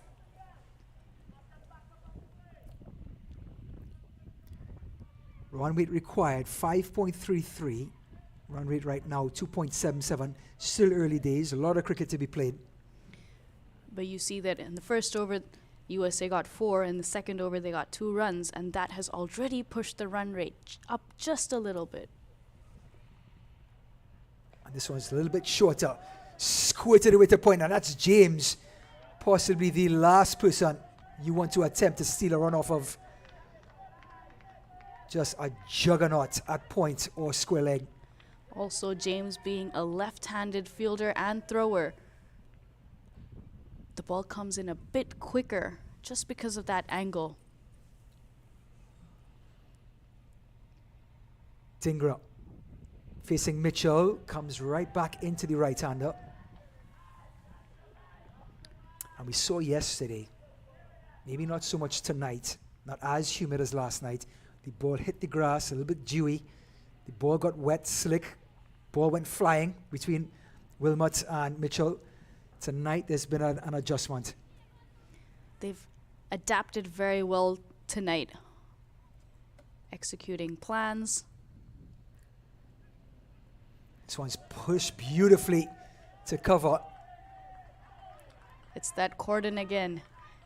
Difficult to penetrate that cordon, but if it makes it past those 4 fielders, it is a boundary. The outfield is quick, but because those 4 fielders are so tight, it's difficult to get a single in that region. And Mitchell bowling to her field very. This one's down the leg side. Mitchell was flirting with a maiden. And now it's a wide delivery. Aditya Gajar signals to the square leg umpire, 2 deliveries left, and sort of eases the pressure just a little bit off the United States. Commentators curse Ryan. Just as I was saying, she's bowling to her field, bowling tight lines at the stumps, just outside off stump. The ball drifts down leg side for a wide. You won't be the last, believe me. Mitchell, Dingra, again down the leg side. And again the wide is signalled.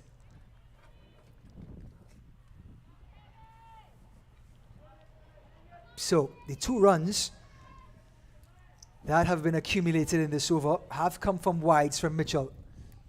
8 without loss. And gives Dingra just a window of confidence. And let's see if she can capitalize on the last 2 deliveries. I think Mitchell may have asked the umpire to help dry the ball. We talked about it being slippery once it hits that grass.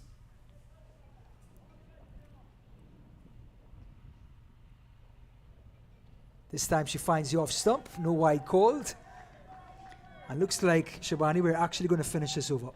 Well, the legal deliveries that the West Indies have bowled so far in this innings, just 1 ball to go to finish the 3rd, have been very good. Difficult to get away, but they have bowled a couple of wides, 2 already in this over, 1 in the previous, and a couple in the first over. If you take away those wides, there haven't been a lot of runs off the bat for USA in these first 3 overs so far. Similar to last night. Mitchell. Beautifully bowled by Mitchell. Late movement. And that'll be the end of a somewhat successful 2nd over by Mitchell. 3rd for the West Indies. 8 without loss. The decision you make today may help shape someone else's future tomorrow. Let's talk about how we can help you put together a strategy. Life insurance is in our DNA. We've been cracking the code for 175 years. With New York Life by your side, you can focus on the things that matter most. You've got dreams and responsibilities. We're here for both. New York Life. Be good at life.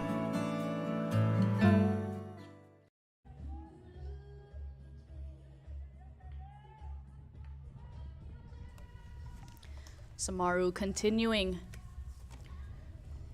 Just gave 2 runs in her first over. This one's flighted outside off stump. Cannot be handled by Sao. Give up a bye. Looking for 2. Prasad doesn't want it.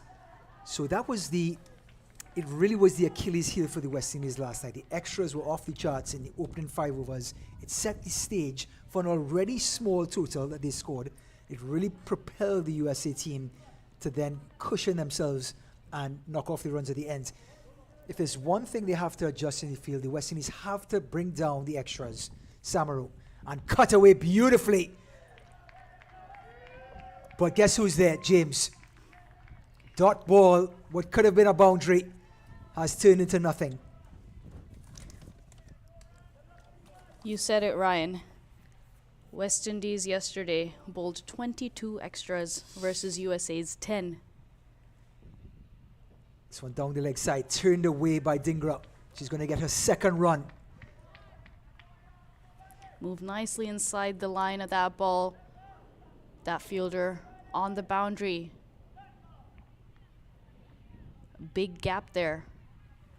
Single on offer. Samaru, Prasad. Oh, and Prasad, you're going to see her already initiating the shot on the onside. Still manages to get it away, gets a single. In Samaru's first over, we didn't see a lot of turn. It looked like she was bowling more arm balls, straighter deliveries. And the first ball is over. The keeper missed, the batter missed, turned a lot. It was a similar line and length that she bowled in the first over, and on that instance the ball went straight, did not turn, and the first ball is over, turned almost to the leg side. The variation. So 3 runs so far in this over. This one is beautifully flighted outside off stump. The protection is there. Power play. The protection for Samaru is a fine leg and a deep mid wicket on the onside. On the offside, we call about that quadrant of players in the inner circle protecting, and that is the captain, Ashmini Munisa from Guyana, directing traffic, has a fly slip in place. Samaru resets and bowls to Dhingra. Shorter delivery, cut away. And guess who's there? The best fielder for the West Indies, James. Again, looking to penetrate that offside, unable to do so. And that brings, after 4 overs, 11 runs on the board for USA.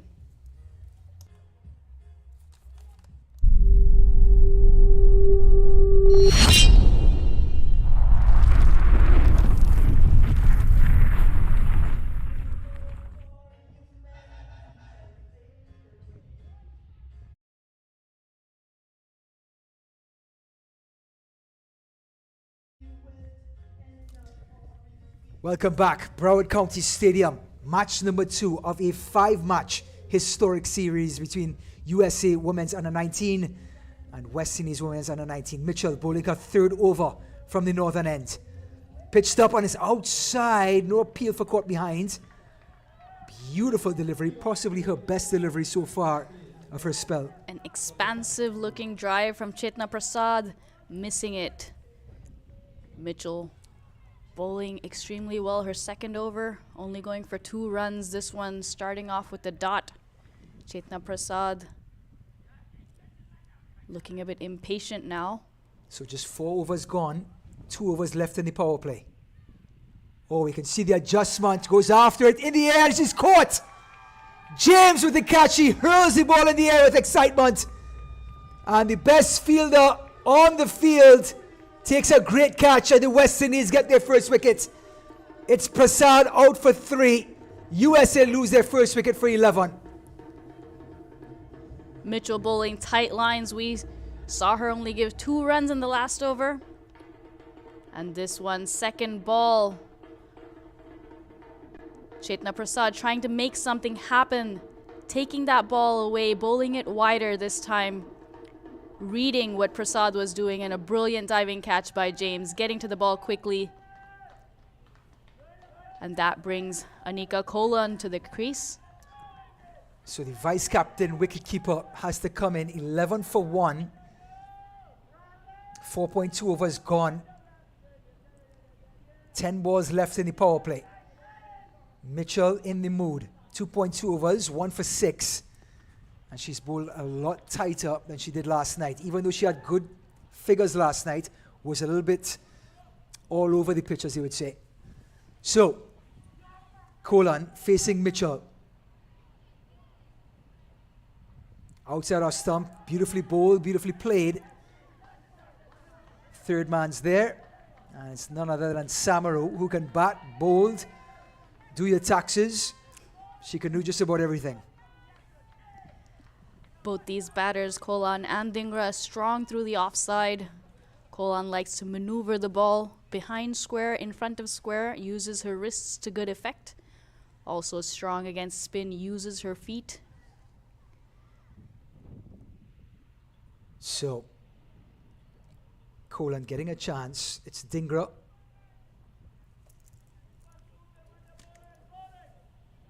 Kolan facing Mitchell.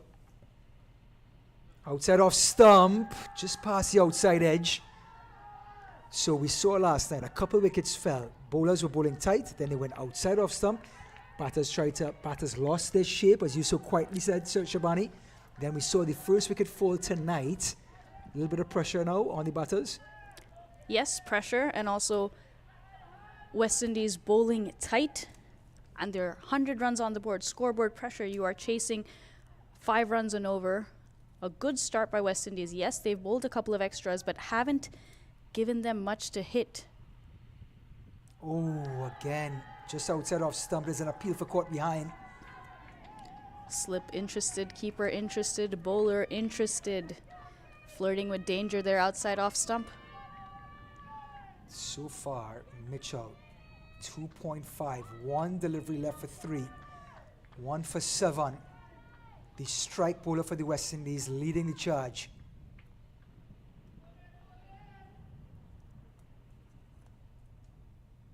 Outside off stump, lets it go, and umpire Kajar agrees with Colon. It is a wide.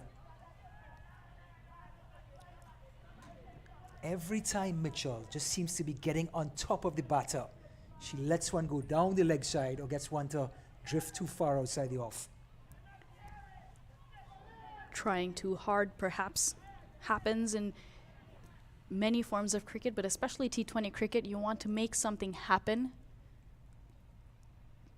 Lovely high action, and Gajar looks down, and that'll be the end of 5 overs. USA lose their first wicket, 13 for 1 after 5.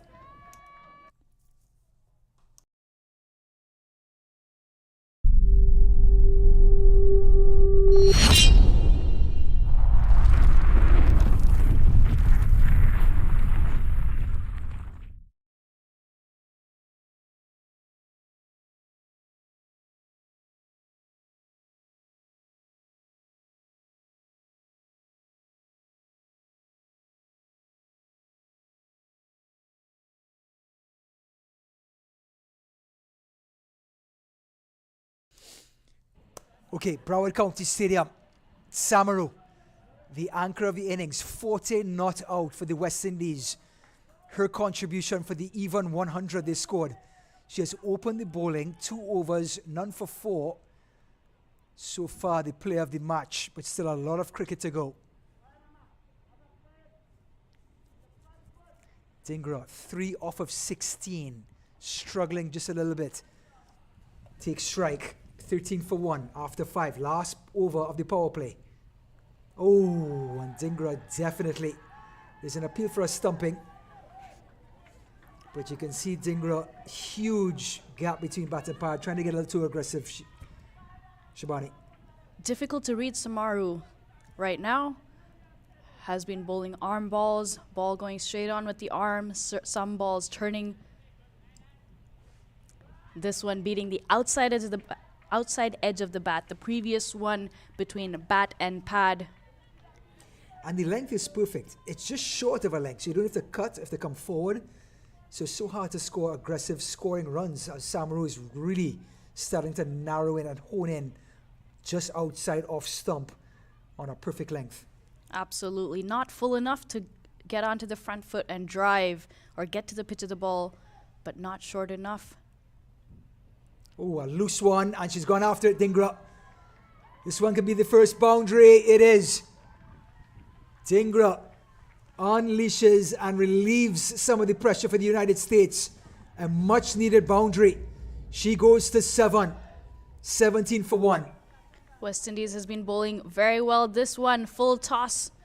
Disha Dingra getting nice and close to it. Her head close to the ball. On top of it, as we say. Making the most of that full toss, hitting it, dispatching it to the boundary. So with my co-commentator Shabani Basker, Ryan Davis, happily bringing you guys West Indies U19 versus Women's USA U19 cricket. Speaking about cricket, and we love talking women's cricket, Commonwealth Games. Let's talk Final 4. Dramatic finish. India beating England. Oh, a thick outside edge, and it's so educated. Giving chase is James, the fastest fielder on the field. Gets it back in. They come back for 2. And Dingra all of a sudden has scored 6 off the last 2 deliveries. Commonwealth Games, cricket played at its highest level. Take us through the last 4 teams. Well, Australia and India topped the Group A, and England and New Zealand topped Group B. So Australia and New Zealand played, Australia winning that semi-final. Oh, bowled it. Moving too far across, Disha Dingra missing the ball. She'd done that on a couple of occasions, but this one missing it and taking leg stump. Dingra cutting loose on the other 2 deliveries, trying to get too adventurous. Came right across, and Samaru makes the breakthrough. A bit of a recovery, gave up 6 runs in the 2 deliveries before, and strikes back, bowling down Dingra for 9 off of 20 deliveries. USA lose their second wicket with 19 on the board. 1 delivery left in the power play. This innings started with the requirement of 5 runs and over, now at 5.79, and that wicket brings Aditi Chudasama to the crease. She's been batting well in recent times, in domestic games, in the regionals and the national championship. Concluded recently in Texas. Well, she was brought in for Lisa Ramjit. Despite the win yesterday, USA making the adjustments, and like you said, a valuable member of this squad, Chudasama, gets chance to face her first delivery of this series. Samaro. Outside off stump and driven. James is there. She dives. Can't get there. Chudasama off the mark. An easy 2. So after the power play, USA go to 21 for 2 after 6. A confident stroke there by Chudasama. Pitched up, but a long front foot. The decision you make today may help shape someone else's future tomorrow. Let's talk about how we can help you put together a strategy. Life insurance is in our DNA. We've been cracking the code for 175 years. With New York Life by your side, you can focus on the things that matter most. You've got dreams and responsibilities. We're here for both. New York Life. Be good at life.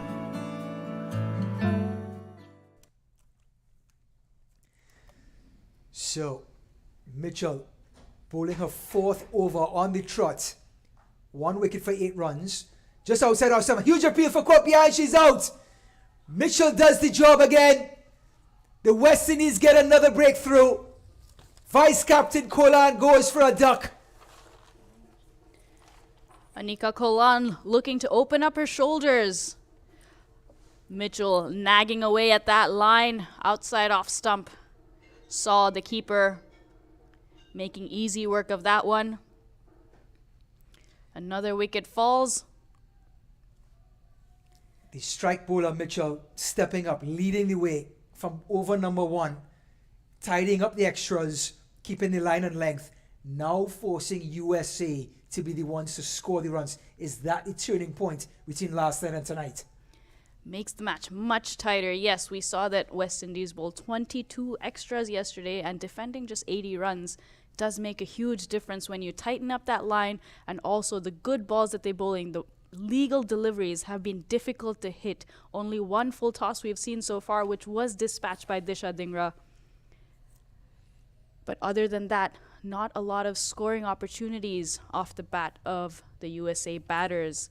And now Tia Gonzalez comes to the crease, replacing Anika Kolan. So Gonzalez had a big partnership last night with the captain. She's back in the crease, and Mitchell already hitting her straps. Just outside off stump, 21 for 3. A little bit of anxiety setting in the US camp. You see the confidence. Mitchell, the way she's running in, bustling in. That's what wickets does for a bowler. Mitchell again.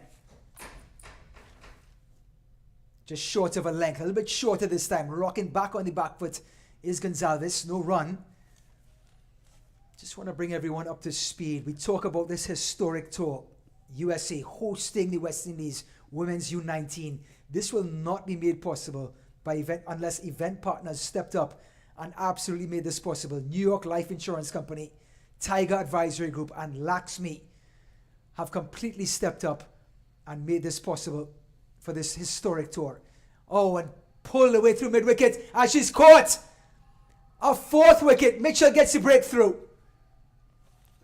Gonzalez trying to push the score on. Pulls the ball straight into mid-wicket, And it looks to be Wilmot who took the catch. Here's the dance and the celebration. And why not?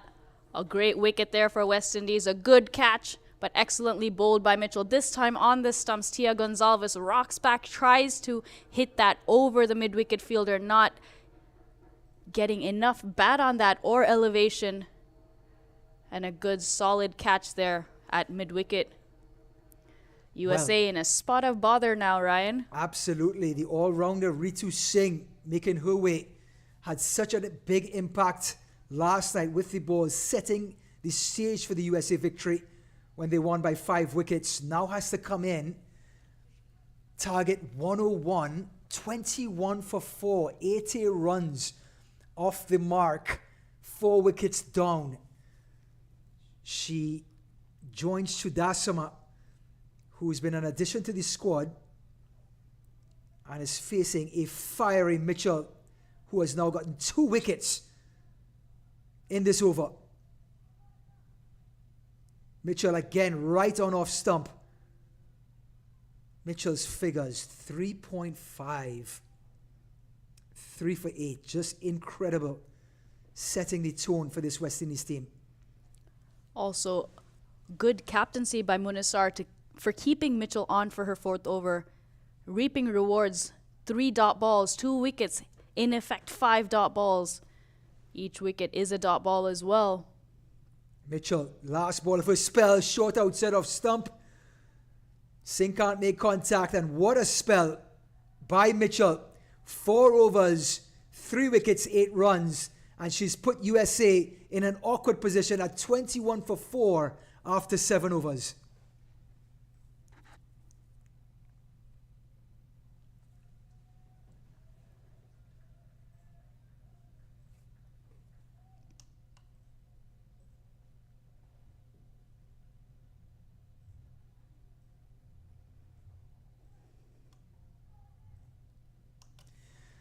So Shabani, what sort of batter is Ritu Singh? We see how good she is with the ball. What sort of temperament does she have?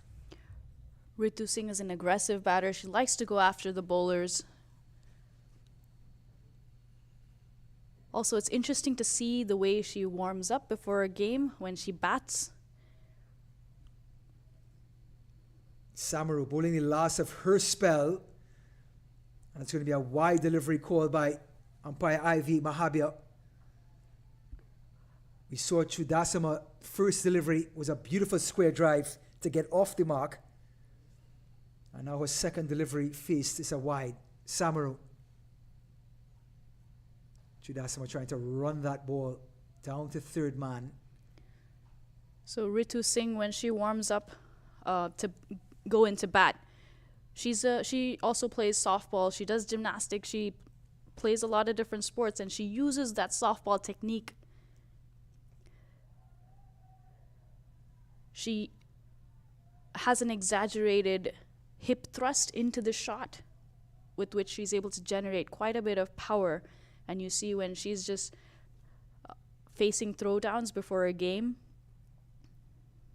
Beautiful shot. Another square drive by Chudasama. She seems to be so strong in that area. James retrieves and they come back for 2. It's a great example how different sports, you learn from different sports, bringing in techniques. If you take basketball or soccer, anticipation, interception, all useful for fielding. Outside of stump, and umpire Mahabir says Chudasama chased it, but then finally changes her mind, and it's a wide. Second wide for Samaru. This is Samaru's 4th over. 2 wides already in this over. Is it because of the grip of the ball or lack of focus, like trying to hide the ball? Could also be trying too hard to get another wicket, put more pressure on USA.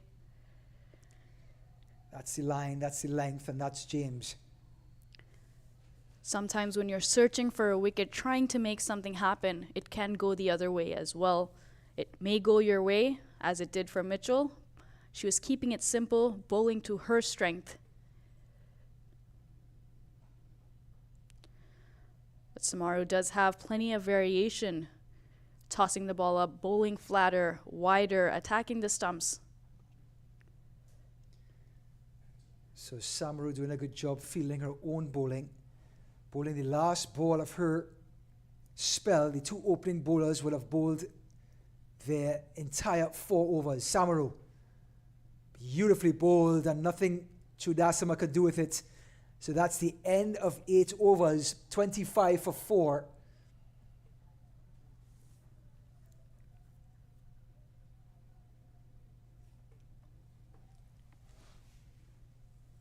The decision you make today may help shape someone else's future tomorrow. Let's talk about how we can help you put together a strategy. Life insurance is in our DNA. We've been cracking the code for 175 years. With New York Life by your side, you can focus on the things that matter most. You've got dreams and responsibilities. We're here for both. New York Life. Be good at life.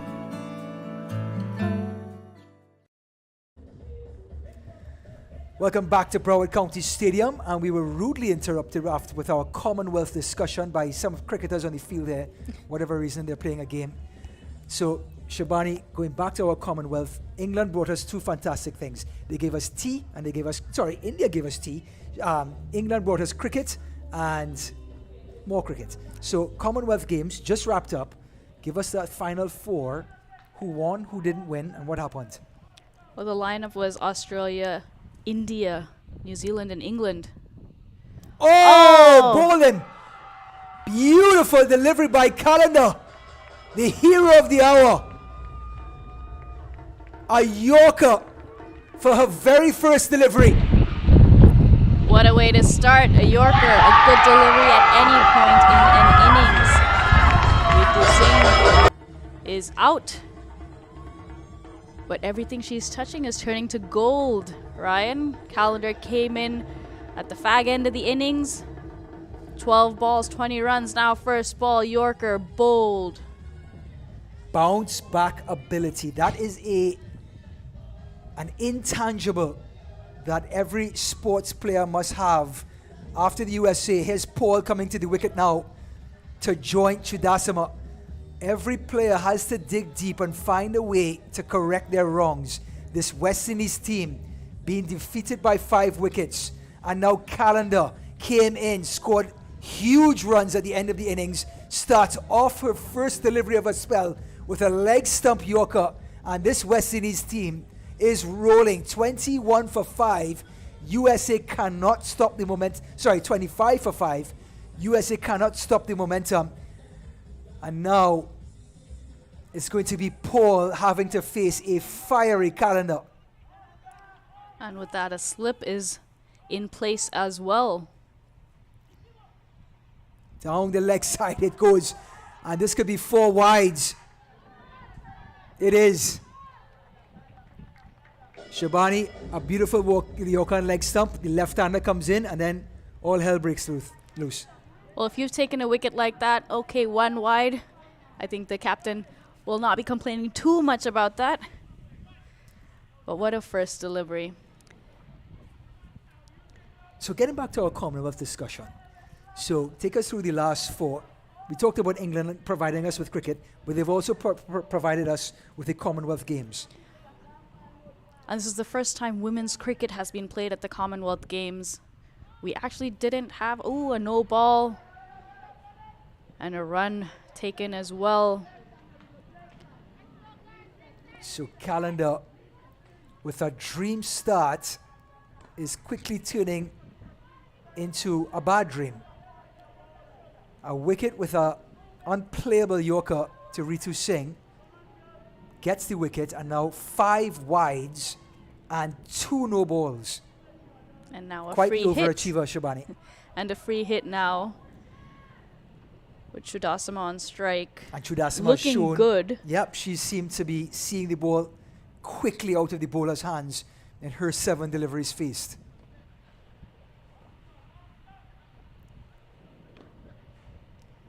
Oh, beautifully bowled by That Calendar. Yorker again.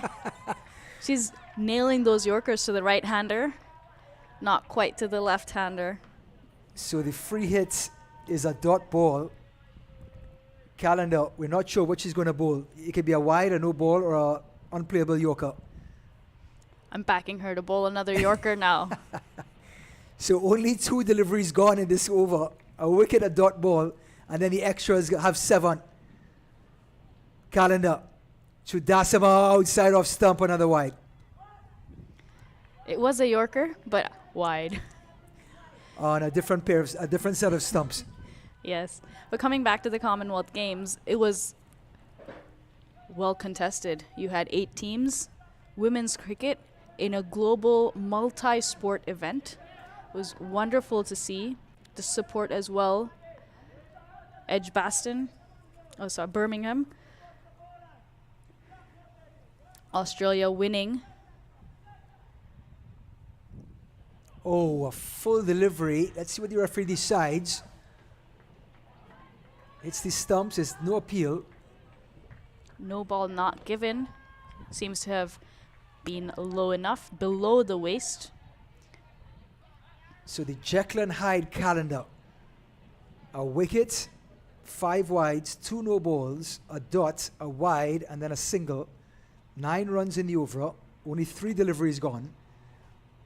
And we have Paul, who just faced 1 delivery, is going to face the fiery calendar. USA 34 for 5. And this one is well bowled, slanting across the left-hander. A good time to be playing women's cricket, Ryan. We had the Commonwealth Games, 8 teams competing in that event, and only women's cricket, no men's cricket. And looking forward, January, we have the Under-19 Women's T20 World Cup. Very exciting for women's cricket. Calendar again, slanting the ball across the left-hander, but she digs it out beautifully, and that's another boundary. Beautifully played by Paul. Yorker on the outside of off stump. Gets enough bat, opens the face of the bat, and is 4 more. Squeezing that through point, timing.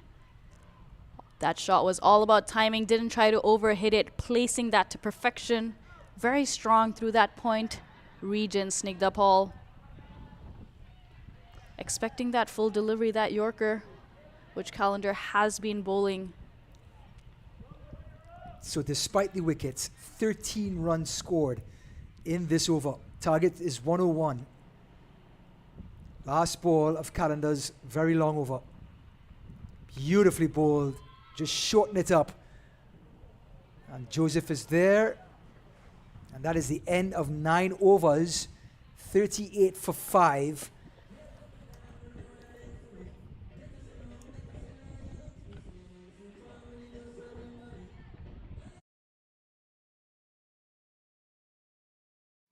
The decision you make today may help shape someone else's future tomorrow. Let's talk about how we can help you put together a strategy. Life insurance is in our DNA. We've been cracking the code for 175 years. With New York Life by your side, you can focus on the things that matter most. You've got dreams and responsibilities. We're here for both. New York Life. Be good at life.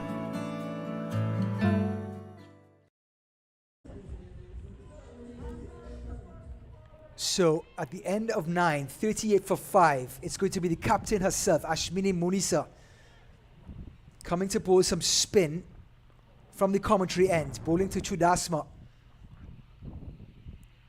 That's a beautifully bowled off break, just outside off stump, no turn, no run. You know, we talked about women's cricket in Commonwealth, how excited they are. No more excited than USA cricket. First ever historic tour for an ICC full member youth side, women's cricket, West Indies women's U19 coming to the shores of the United States. So talk about cricket West Indies, USA coming together, making this tour happen. Women's cricket is a pure excitement in this country. Absolutely. Looking forward to, of course, the Under-19 T20 World Cup. Beautiful shot there by Chudasama. Taking a quick single. Good communication there between Chudasama and Snigdha Paul. But plenty of excitement. Women's cricket in the US growing leaps and bounds. Many players, as you said, the talent pool is getting bigger and bigger. And also a lot to look forward to if you look at the international stage. A T20 global qualifier coming up soon for the senior team. Both of these teams making that World Cup in South Africa in January. And not only having this tour for the experience, but to also to help trim these rosters, to help bring new players into the roster. So now, with the right-hander, left-hander combination, any adjustments you see on the field? We do have a sweeper cover. And Munisa immediately goes outside to the off stump, knowing that she has that sweeper cover. Paul can't capitalize, no run. Also with that slip in place. But coming back to the Youth World Cup for women, first time ever that's happening. 16 teams competing. Oh, clipped off the pads, appeal for LBW. So no bat, according to Munisa, but maybe have pitched outside the line of leg stump. Possibly angling down the leg side, but quite close. Snigdha Paul moving a long way across her stumps. Oh, appeal for caught behind. Not out, says the umpire.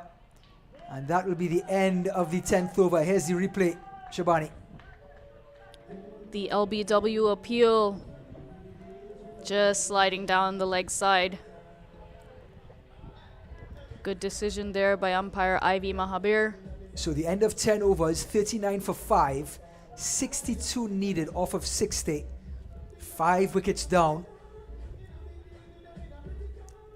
And Janaba Joseph, the all-rounder, we've seen what she can do both yesterday and today with the bat.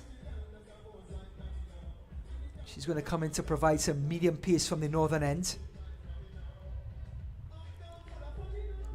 You can see the body language of the captain, Ashwini Munisa. Urgent, spurring her team on every second, hurrying through her over, really being a source of positivity and leadership. Joseph, Chudasama drives, no run. So 62 off 60. Shabani, any adjustments or just sort of play what you see? Well, now you need more runs than the number of balls remaining. Great work here by West Indies to bring that equation. Oh, beautifully driven down the ground, the straight drive. And fielded in the end by Grimmond.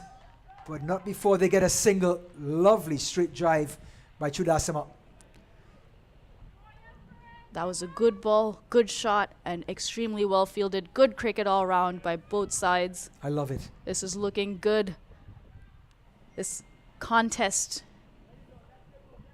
coming down to the wire. Snigdha Paul, Chudasama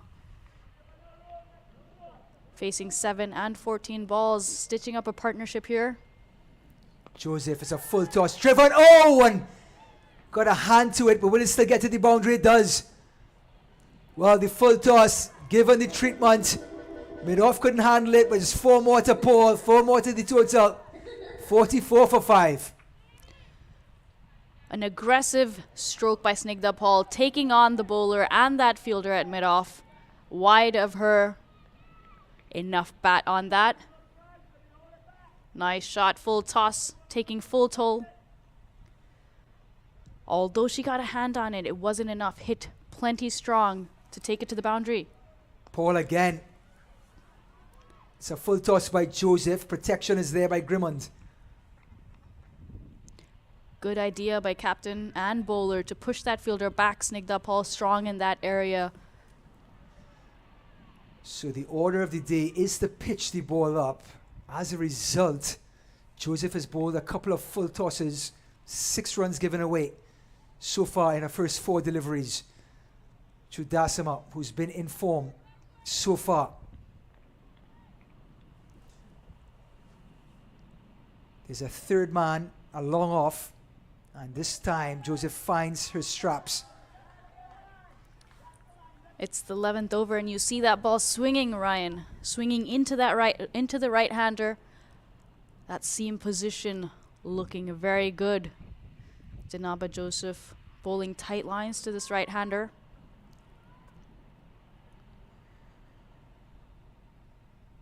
This one short of a length. And I think the length adjusting may have thrown Chudasa off a little bit, thrown Chudasa off just a little bit. At the end of 11 overs, USA are 45 for the loss of 5 wickets.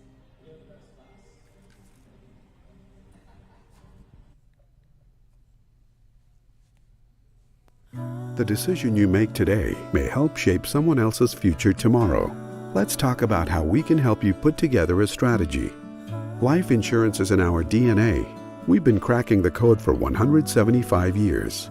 With New York Life by your side, you can focus on the things that matter most. You've got dreams and responsibilities. We're here for both. New York Life. Be good at life.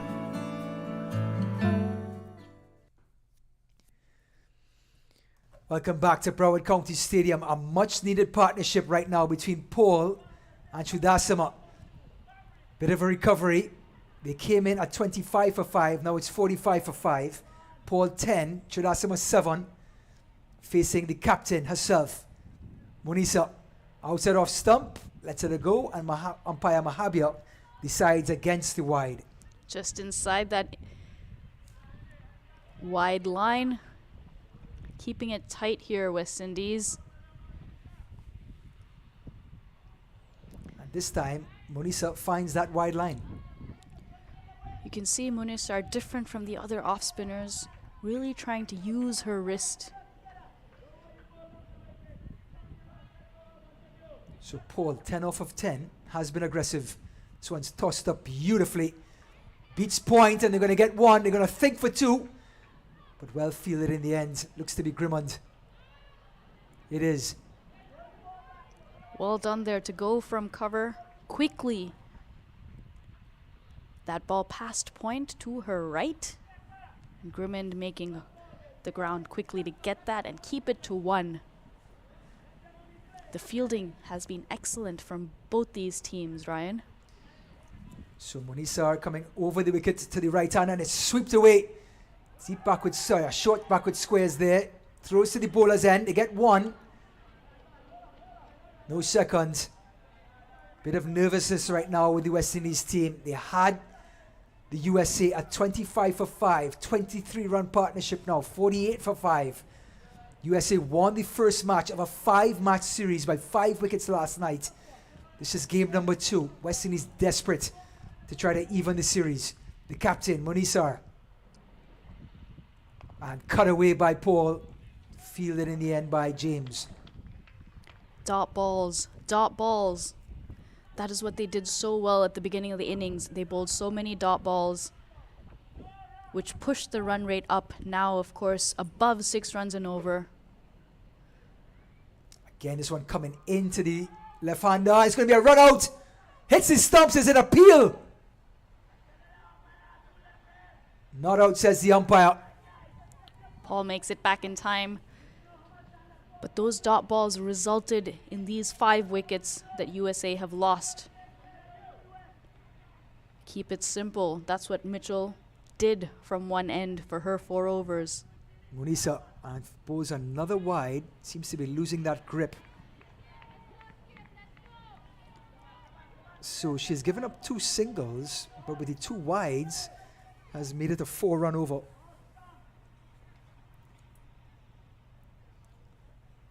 Finds the line and the length. It's a straight pass point. In comes cover with Grimond. Taking the single on offer since sweeper cover was out. At the end of 12 overs, USA are 50 for 5. What a contest. We reached the halfway mark when it comes to runs. 101 to win. 8 overs remaining. However, 5 wickets lost. Does that alter things?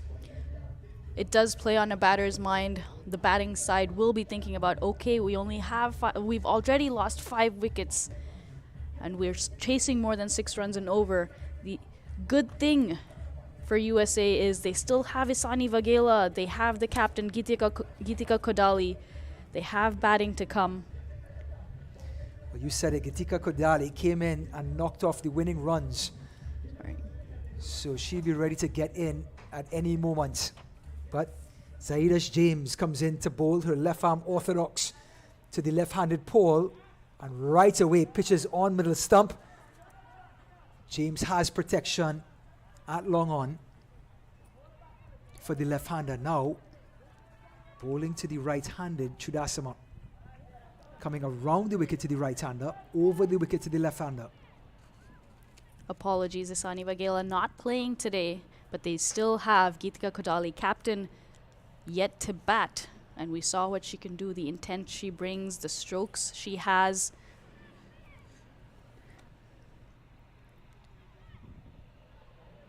Looks like an exciting finish, Ryan. Oh, beautifully struck through the covers. What a shot. Great stop, though, at the end.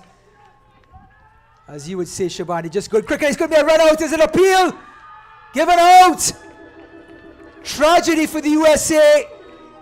Beautiful cover drive, well fielded.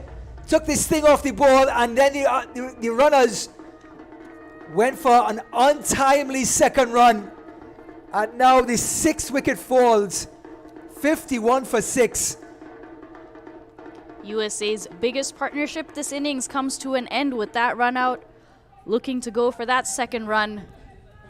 Beautiful shot by Chudasama. A cover drive for the ages. Beautiful stop at cover.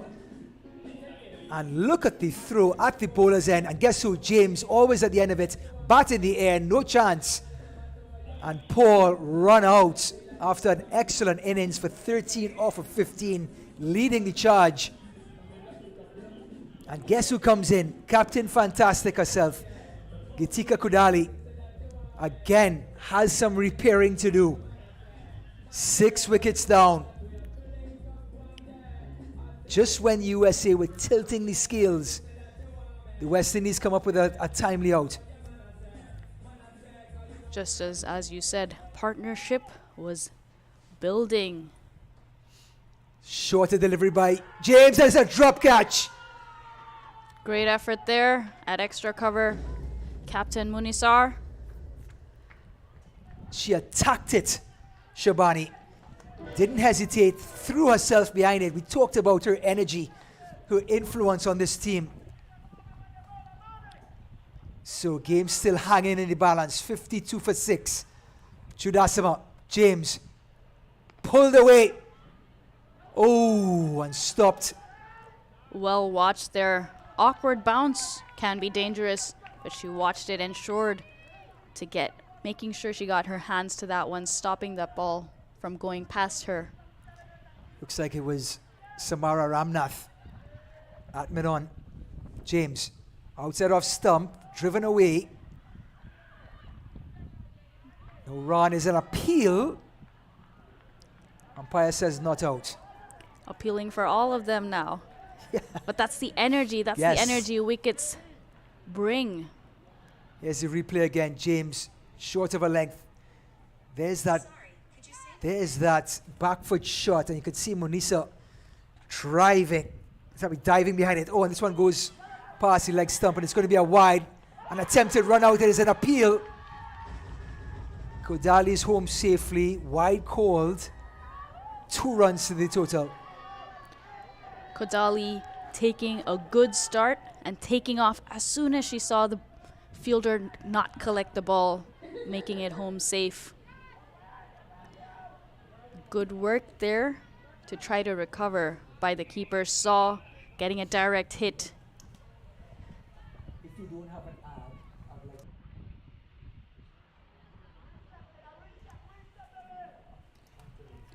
Kodali facing her first delivery of this innings. So the left-handed James to the right-handed Kodali. Beautifully bowled, and Kodali, defensive shot, but still gets a run. So at the end of 13, it is 55 for 6. A quick look at the scorecard. So, Chitna Prasad caught James, a fantastic catch at point, out for 11 by the bowling of Mitchell. Started to put the pressure on the United States. Then Samaru came on, immediately found her straps and got the openers out. Now, Captain Kodali in the wicket with Paul, trying to repair the damage. 55 for 6.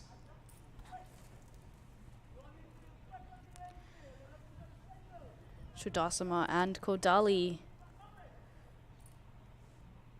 Unisa, a flighted delivery outside off stump. You know, no matter the pace, the full length delivery outside off stump, the timing has to be exceptional to score off of it. Absolutely, especially when there's a cordon on the offside. It's difficult to penetrate. Kodali gets all of this. Beats the field. Sliding stop. Brilliant stop by Grimmond. And a great throw as an appeal is out. Grimmond with a bit of magic at deep mid wicket, and there's another run out. What a brilliant piece of fielding. Getting quickly to the ball. Sliding stop. Didn't take much time at all to throw the ball into the bowler's end. And that throw came in very quickly on the bounce and close to the stump as well, making it easy. You know, we talk about runouts, we talk about wickets to bowlers. This was a wicket for Grimmond. Full delivery, pulled away through mid-wicket. Grimmond was only trying to stop the boundary. Look at the slide. One hand and then right over the bails for Manisa, completely stranding the batter to get a wicket. Great piece of fielding and well done. Completing that run out as well, Munisar. And Chudasama goes for 9 off 21. Well, they say catches win matches. What about feeling like that? And then a beautiful delivery by Munisar. Gives up the single, but she'll take it.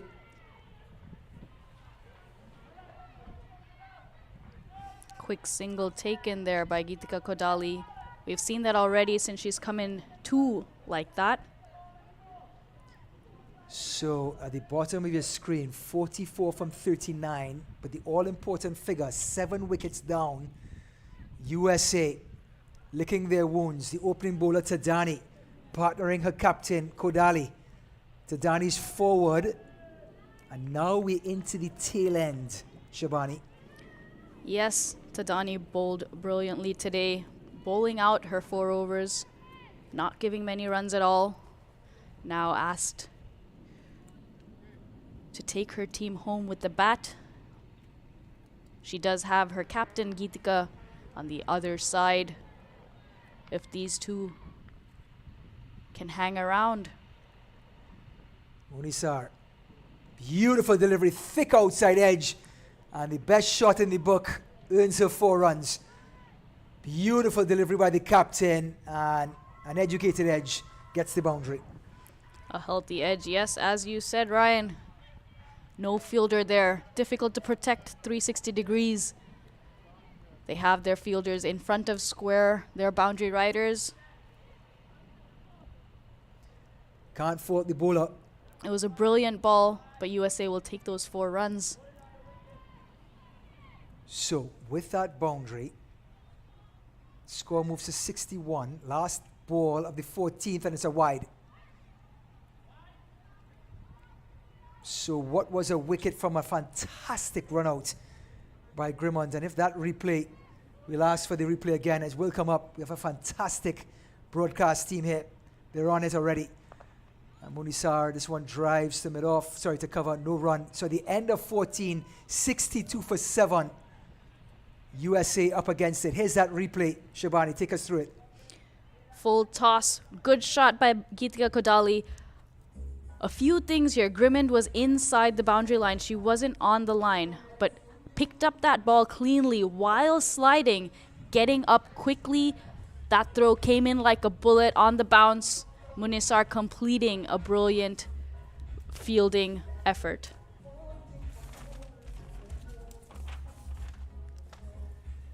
I'm sure sponsors New York Life Insurance, Tiger Advisory Group, and Laxmi Foods would have loved that play by Grimmond, making this tour possible.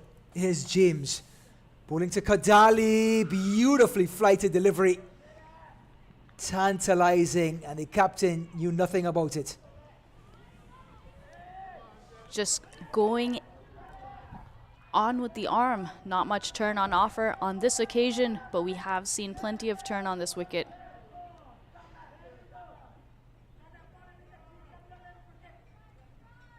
So, dot ball from an excellent delivery by James to begin the 14th. Shorter. Kodali tries to cut away. Seen Kodali score so many runs from last night and tonight, pulling deliveries through mid-wicket, punching the ball, but the shorter deliveries having a hard time to score square of the wicket. James, and she goes square of the wicket again. Dabs it, gets one. Sent back. Looking for that single, but sent back by Suhani Tadani.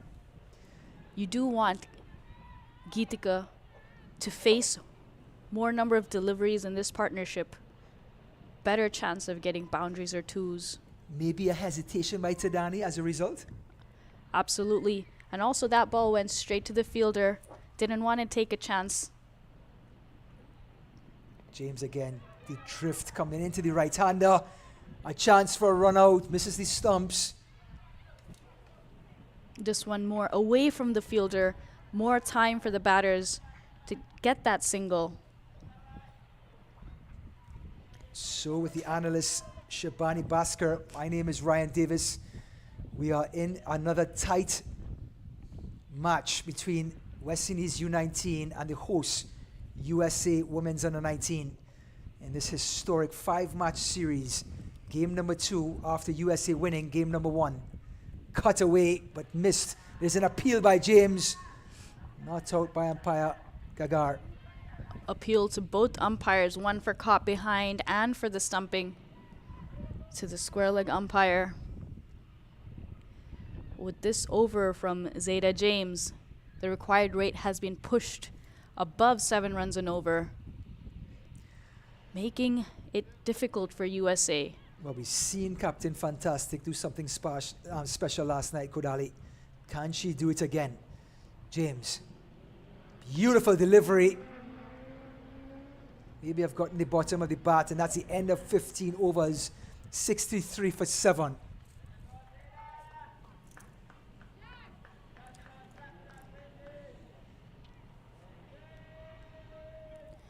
Geetika Kodali and Suhani Tadani now trying to stitch up a partnership. Snigdha Paul, that brilliant run out. And Aditi Chudasama as well, run out.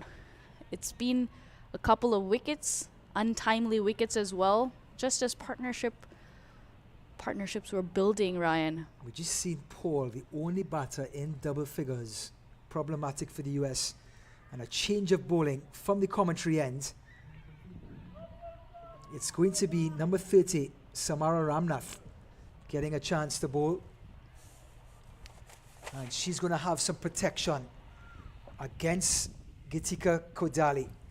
She has a long on, deep mid-wicket, a long off, and a deep cover. 4 players out on the boundary. Getting to the business end of the innings. Runs need to be scored in a hurry. And a flat delivery pulled away by Kodali. Mid-wicket comes across, and it's a much-needed boundary. Well, we saw the captain lead the charge yesterday for a dramatic victory. Can she do it again? And she responds with her boundary, Shabani. Again, square leg inside the circle, deep mid-wicket, not able to cut that off. Straying on the pads, Geetika Kodali very strong there, flicking it strongly through that square leg region. Getting a boundary off the first ball. And that was Grimond. Ramnath, this time on off stump and a thick outside edge. The fly slip is there as the captain. So 5 off of 2. Kodali off of strike. The nervous Tehani to face. Can Tadani take a single?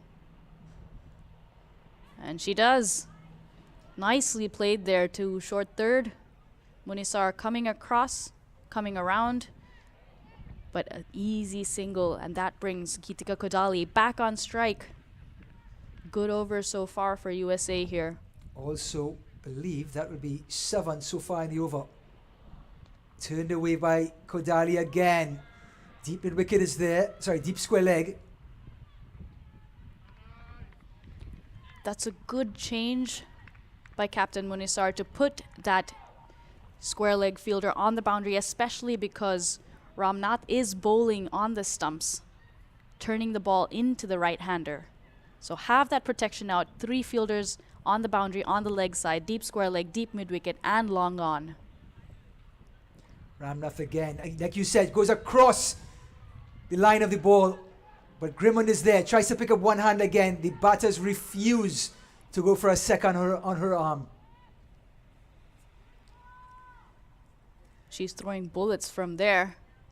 Well, that ball came in so quickly. She has left her impression on this US team. Scouting report immediately says, do not test Grimond's arm. Ramnath. Kodali goes after it, down the ground. One bounce to mid-off. But they get the important single, and it gets Kodali to face the next ball of the other over. 16 gone, 72 for 7.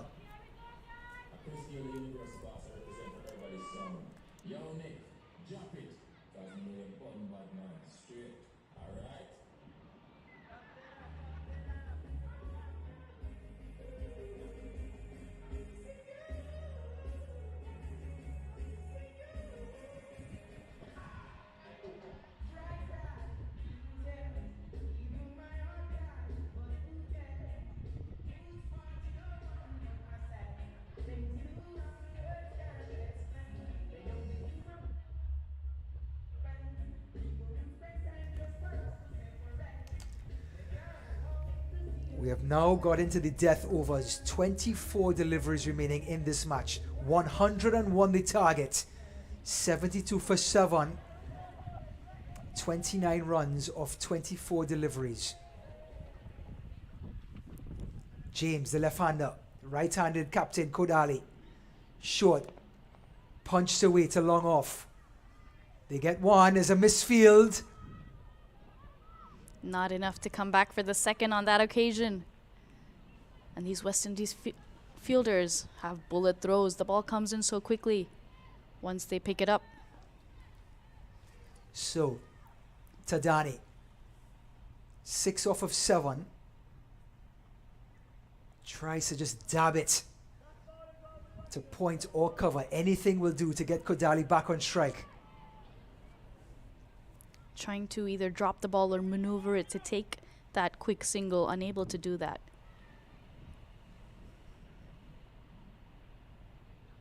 Oh, and pulled away. Deep mid wicket is not going to get there, and a much needed boundary for the US. Tadani pulls it for 4. 77 for 7. Great shot by Suhani Tadani there, moving inside the line of the ball, taking on that mid-wicket fielder. That fielder you can see was inside, was not on the boundary, which allowed Tadani. Beautiful. She turned on that short delivery in a flash. This one short outside off stump, and umpire Gagar calls a wide. And here comes the United States into this match. They had a huge repair job to do. Captain Kodali coming into the wicket and doing her best. This one driven away to backward point. It's Joseph. Gets a hand to it, and they're going to come back for 2. Oh, maybe an overthrow. No, they get the 2. Score hurries on. 79 for 7. All eyes were on Gitika Kodali to take USA home. But Suhani Tadani getting into the act. Hitting some beautiful shots here, putting pressure on the West Indies fielders. Running those 2s hard. Check that. 80 for 7. 21 for victory. Good delivery, and not much Tadani could do with it. And a much needed dot ball for the West Indies. Tadani looking at the field. There's protection, a deep cover, a long off, a long on, and deep mid wicket. Ooh, an appeal for caught behind, and it's given. James gets the breakthrough. Tadani has to go. And a valuable wicket for the West Indies. USA 80 for 8. Tadani walked, and that's brilliant to see. But what a time to get a wicket for the West Indies. A great partnership for the US. Looking good, both of them. But Tadani has to walk back. James expensive in this over. Well, you talk about the trait of walking. Some of the greatest that ever played the game were walkers. And Tadani, good on her, just turned and walked away. So James gets the valuable breakthrough. 21 deliveries remaining. 21 runs to score. Sorry, 18 deliveries remaining. 21 to score for the victory for the USA. Only 2 wickets in hand. Captain Kodali, 12 off of 13, is going to have to shadow Badriaju and try to take as much strike as she could to try to lead her team again for the second consecutive match to victory.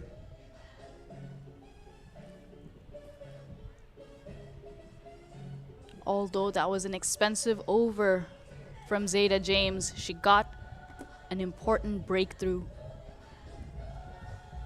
West Indies can put pressure on USA now. So Ramnath, who gave up 9 on her first over, trusted to bowl the 18th. Protection on the onside. Long on, deep mid wicket, deep backward square. Then there's deep cover coming in a couple of steps. Not so much on the boundary. Long off comes in. So there's just a regular mid-off, an extra cover, a point, and a deep cover on the offside. The fly slip in place. Ramnath, Kodali, and pulled away. But there is protection. They think of 2. But guess who it is? Looks to be Grimmond, maybe? Not sure, but a good arm nonetheless. We saw that they pulled a sweeper cover fielder in a few yards from the boundary. We've seen on multiple occasions, just in the second innings today, that deep mid-wicket fielder was inside and that ball passed the fielder. The outfield is quick, and when you need more than a run a ball. Ramnath pitches it up outside off stump. They dab it to point, and James is there. Takes a shot at the stumps, and it's going to be overthrows. Kodali immediately comes back. Badriaju was not on the same page, but the overthrow was so exaggerated, it was easy for Kodali. A direct hit on that first throw, and that could have been close. But the overthrow allows USA to get that extra run. But that does keep Kodali off strike. So Badriaju gets 2 off of the overthrow. 18 from 16. Oh, well bowled by Ramnath. Best delivery she's bowled so far.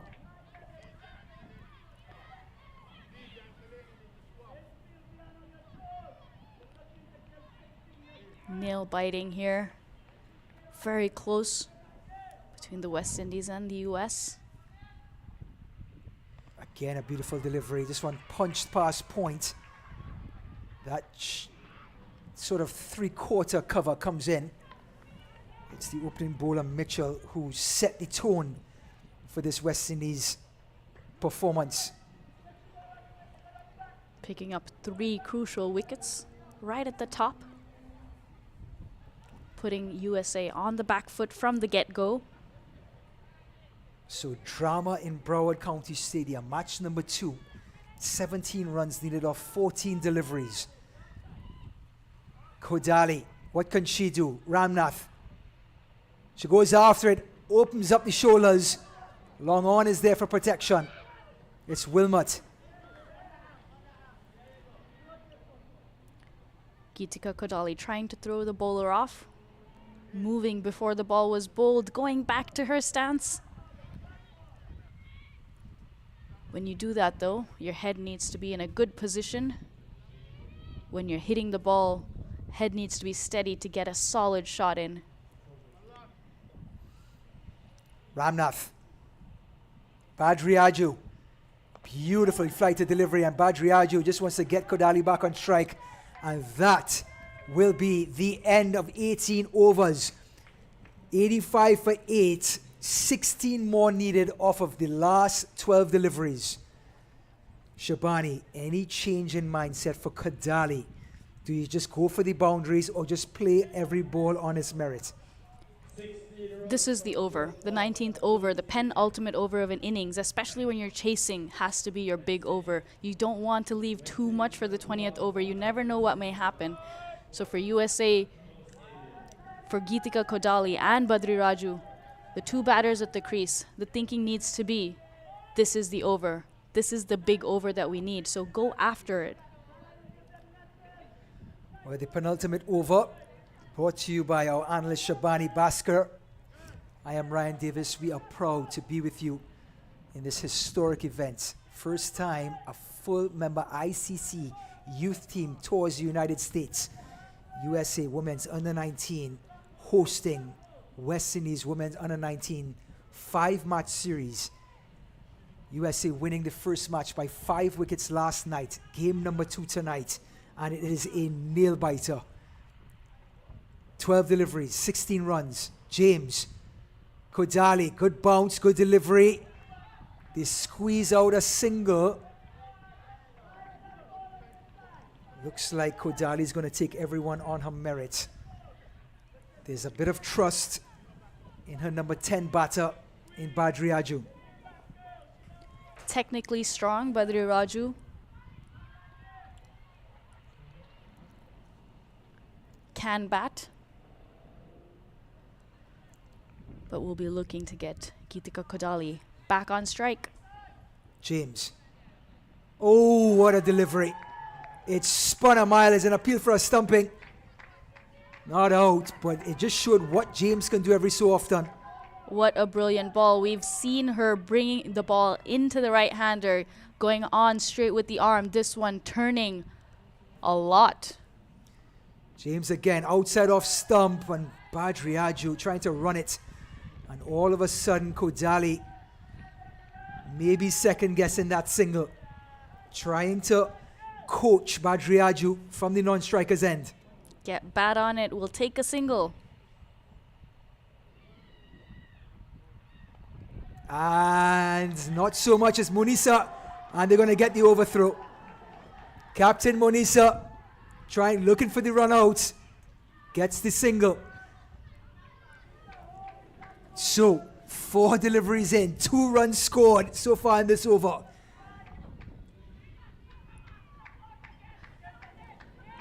Kodali was not running. Yes, Bhumika Badri Raju may have been out of her crease, but even if the run out had happened, Geetika Kodali would have been off of strike. 2 deliveries remaining. Kodali goes after it, lifts it past, and it's going to go all the way to the boundary. It is! Captain Fantastic is trying to bring home another victory for the US. A much needed boundary for the home team. Zaida James, being a left arm spinner, opted for long off versus long on, and she took the chance over the mid on fielder. Great shot, great thinking, placement, planning. Now mid off comes in, long on goes back. 10 runs needed for victory, 7 deliveries remaining. USA would love a boundary. West Indies will despise it. The difficult question here is, does Geetika take a single to face the next over, or go for a boundary and bring the required number of runs down? So, protection in the V, long off, long on. They bring in the cover to stop the single there. There is a deep mid-wicket. James, shortest delivery, and long off is there. And there's going to be one. And like you said, Shabani, Gatika satisfied with the single after 19 overs. 6 deliveries remaining.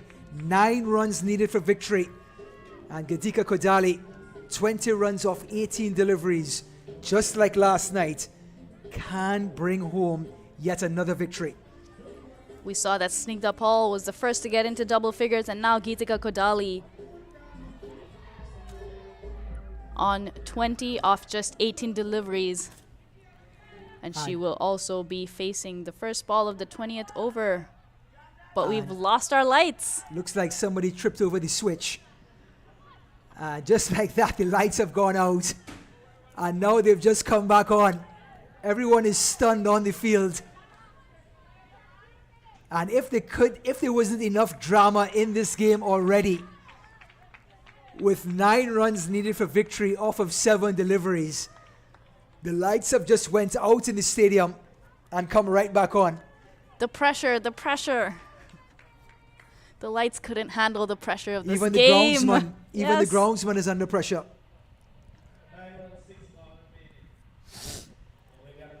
So, Geetika Kodali getting the single of the last delivery will take strike. Captain Munisar taking up the responsibility of bowling the final over with 9 runs required for US to win. 8 runs, and it's a tie. Do they go to wickets at 8 runs? If the scores are tied. We will get the answer for that shortly. However, protection from Munisar, long on, deep mid wicket, and irregular backward square, just 2 on the side, on the boundary, on the onside, on the offside, a long off, and a deep cover. Captain to captain. Kodali gets it on the full. Long on is there. It bites her. She's gonna come back for 2. Kodali regains strike. The pressure mounting on the fielders. It was Wilmot who misfielded and allowed the captain, Kodali, to scamper back for a second. It is now 8 runs needed from 5. Oh, and beautiful sportsmanship by Munisar. Could have run out Badriaju and decided against it. A fist bump by Badriaju to say thanks.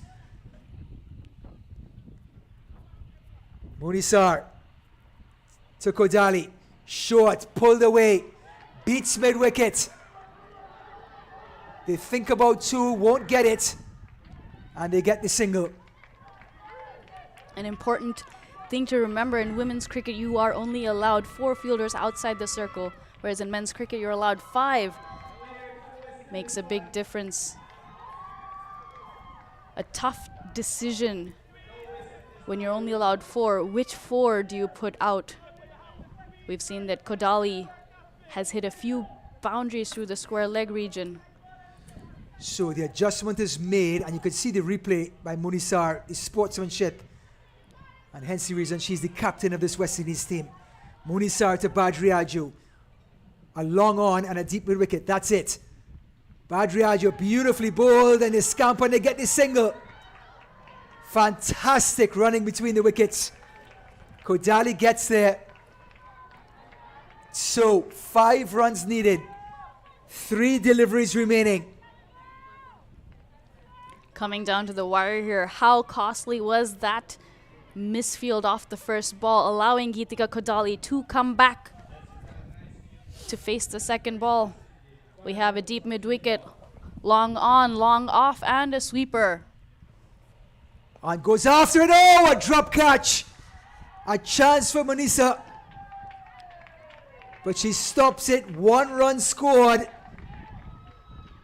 She threw her body behind it, got her left hand to it. Just courageous effort by the captain of the West Indies team. One-handed diving effort.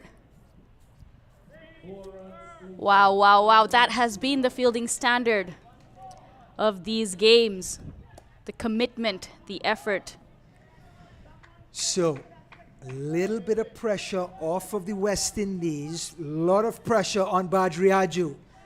Number 10 batter. 2 deliveries. 4 runs needed to win. Badriaju has a dot ball appeal for a stumping. Umpire says not out.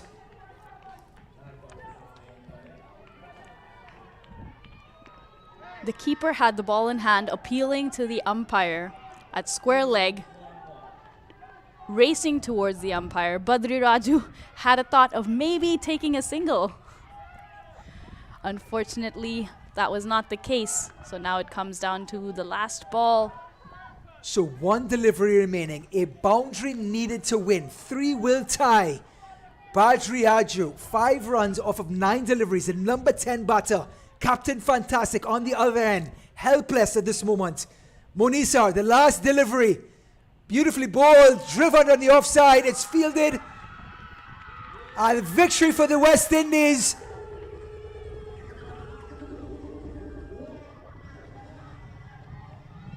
And they run, and looks like that's going to be it. The West Indies have won the match and even this series at 1. The USA won by 5 wickets. The West Indies win by 2 runs in a dramatic game number 2 in this 5-match series. What a match, Shabani, from start to finish. Absolutely. West Indies fielders started celebrating, but the USA batters kept running. This happened in a WBBL match a year or 2 ago, a few years ago. They kept running until the stumps were broken. The ball was not deemed dead. And the other team, the batting team, ended up winning that game because of that. But they got the ball back in time to ensure USA did not get any more runs. But what a game. Exciting finish. Nail biting. Winning by 1 run. What a game. Well, it's the sort of standard of cricket, the sort of performances we've come to expect from women's cricket. And the USA and the West Indies have put on a show over the last 2 days in this historic tour in the opening 2 matches. So the series is tied at 1. And it will continue on Thursday morning at 10:30 right here at Broward County Stadium at 10:30 start. The 4th match will be on Friday at 10:30 and the 5th on Sunday as we look at the summary as the West Indies win dramatically by just 1 run. Samaru, the anchor of the innings for the West Indies, started the performance for the visitors. 40 off of 55. Heroic batting by Calendar, coming in scoring 20 off of 12, getting them to 100. And then the USA, a slow start, but guess who came in? Geetika Kodali, top scoring for the US, 24 off 21, not out. But running out of partners, the top order not contributing enough, but that was mainly due to brilliant bowling by the West Indies. Opening bowlers Mitchell and Samaru picking up 4 wickets together, and then Calendar, a brilliant Yorker to start off with, but tight bowling by West Indies to win this match by 1 run. Well, the brilliance by these cricketers and the brilliance by Shabani Bhaskar breaking it down. For myself, Ryan Davis, we are so proud to bring this historic event to you. The West Indies winning by 1 run. We will have the player of the match and the awards to be given out shortly. Stay tuned. Don't leave us just yet. We are tied at 1 after 2 in this historic 5-match series. See you soon with the awards in only a few minutes. We'll be right back.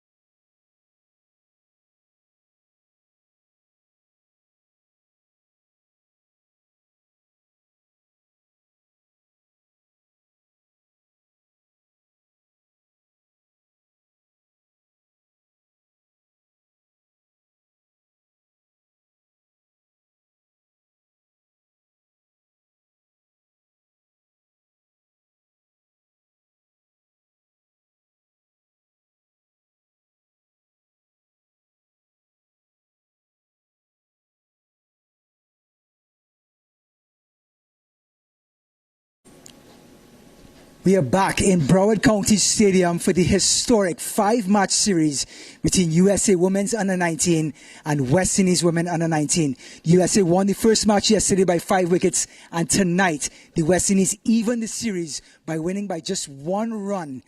So we're going to start by talking to the losing captain, Geetika Kodali.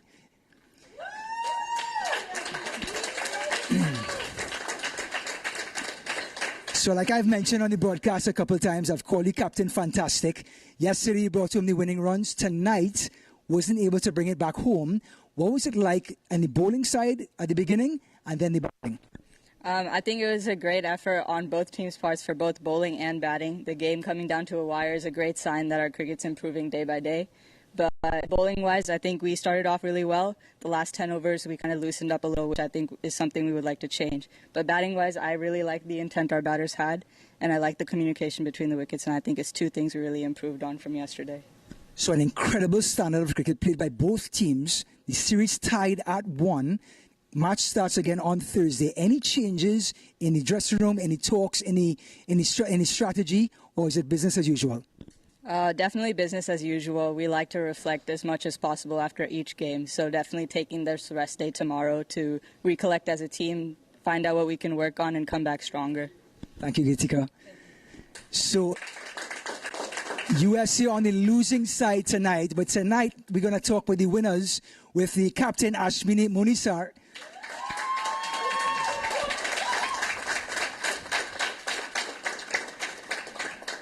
Ashwini, change of fortune, change of result, big win tonight. What was the change with the mindset of this West Indies team tonight? Well, the mindset we went in with to the game was that we'd have to improve in every area, and I thought we did that well. We batted. At the toss, I said that it's that we would like to get at least 100, and we did that. And I think the bowlers executed well, and the feeling was excellent. So it was basically an outstanding all-round performance. So match regains or restarts again on Thursday morning. Any changes? Or like I asked Geetika, business as usual Thursday, Friday, or any changes or any adjustments? Definitely business, because with the series tied, it can only go forward with whoever plays better cricket wins the series. And I think that both teams will want to play better cricket, but at the end of the day, we'll work harder. Thank you, Ashwini. So the captain of the women's U19 team for the West Indies. This series tied at 1. So now SMK Global Player of the Match will be presented by Miss Anne Brown John. She's the Chief West Indies Selector of the West Indies team. Miss Brown. And drum roll for the Player of the Match. It was very, very tight. Incredible performance on both sides. KD Jazz Mitchell, 4 overs, 3 wickets, 8 runs, set the total for the West Indies. And hang on, we're not done yet. An honorable mention by Miss Shaini Samaru. Forte not out. Yes, we haven't forgotten. We did not forget about that. But your bowling performance has won the man of the match. And Miss Brown, please, the presentation.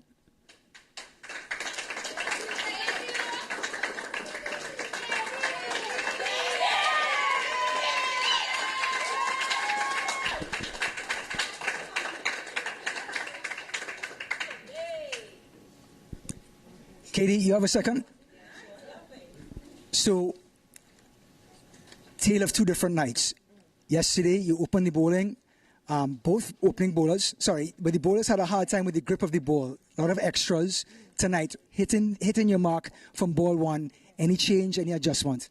Yeah, there was one adjustment actually. I was having some issues controlling the ball while seaming it, and I had a talk with my captain, Ashwini Munisar, and she advised me to cross seam it, and I started to get a lot more control. So thanks to her on that as well. So. Fantastic. So going forward, a little bit of momentum, some confidence. How does that affect your game going into Thursday and Friday's matchup? It doesn't affect me in any way. It actually boosts my confidence and prompted me to play a better game within myself. Thank you, Katie.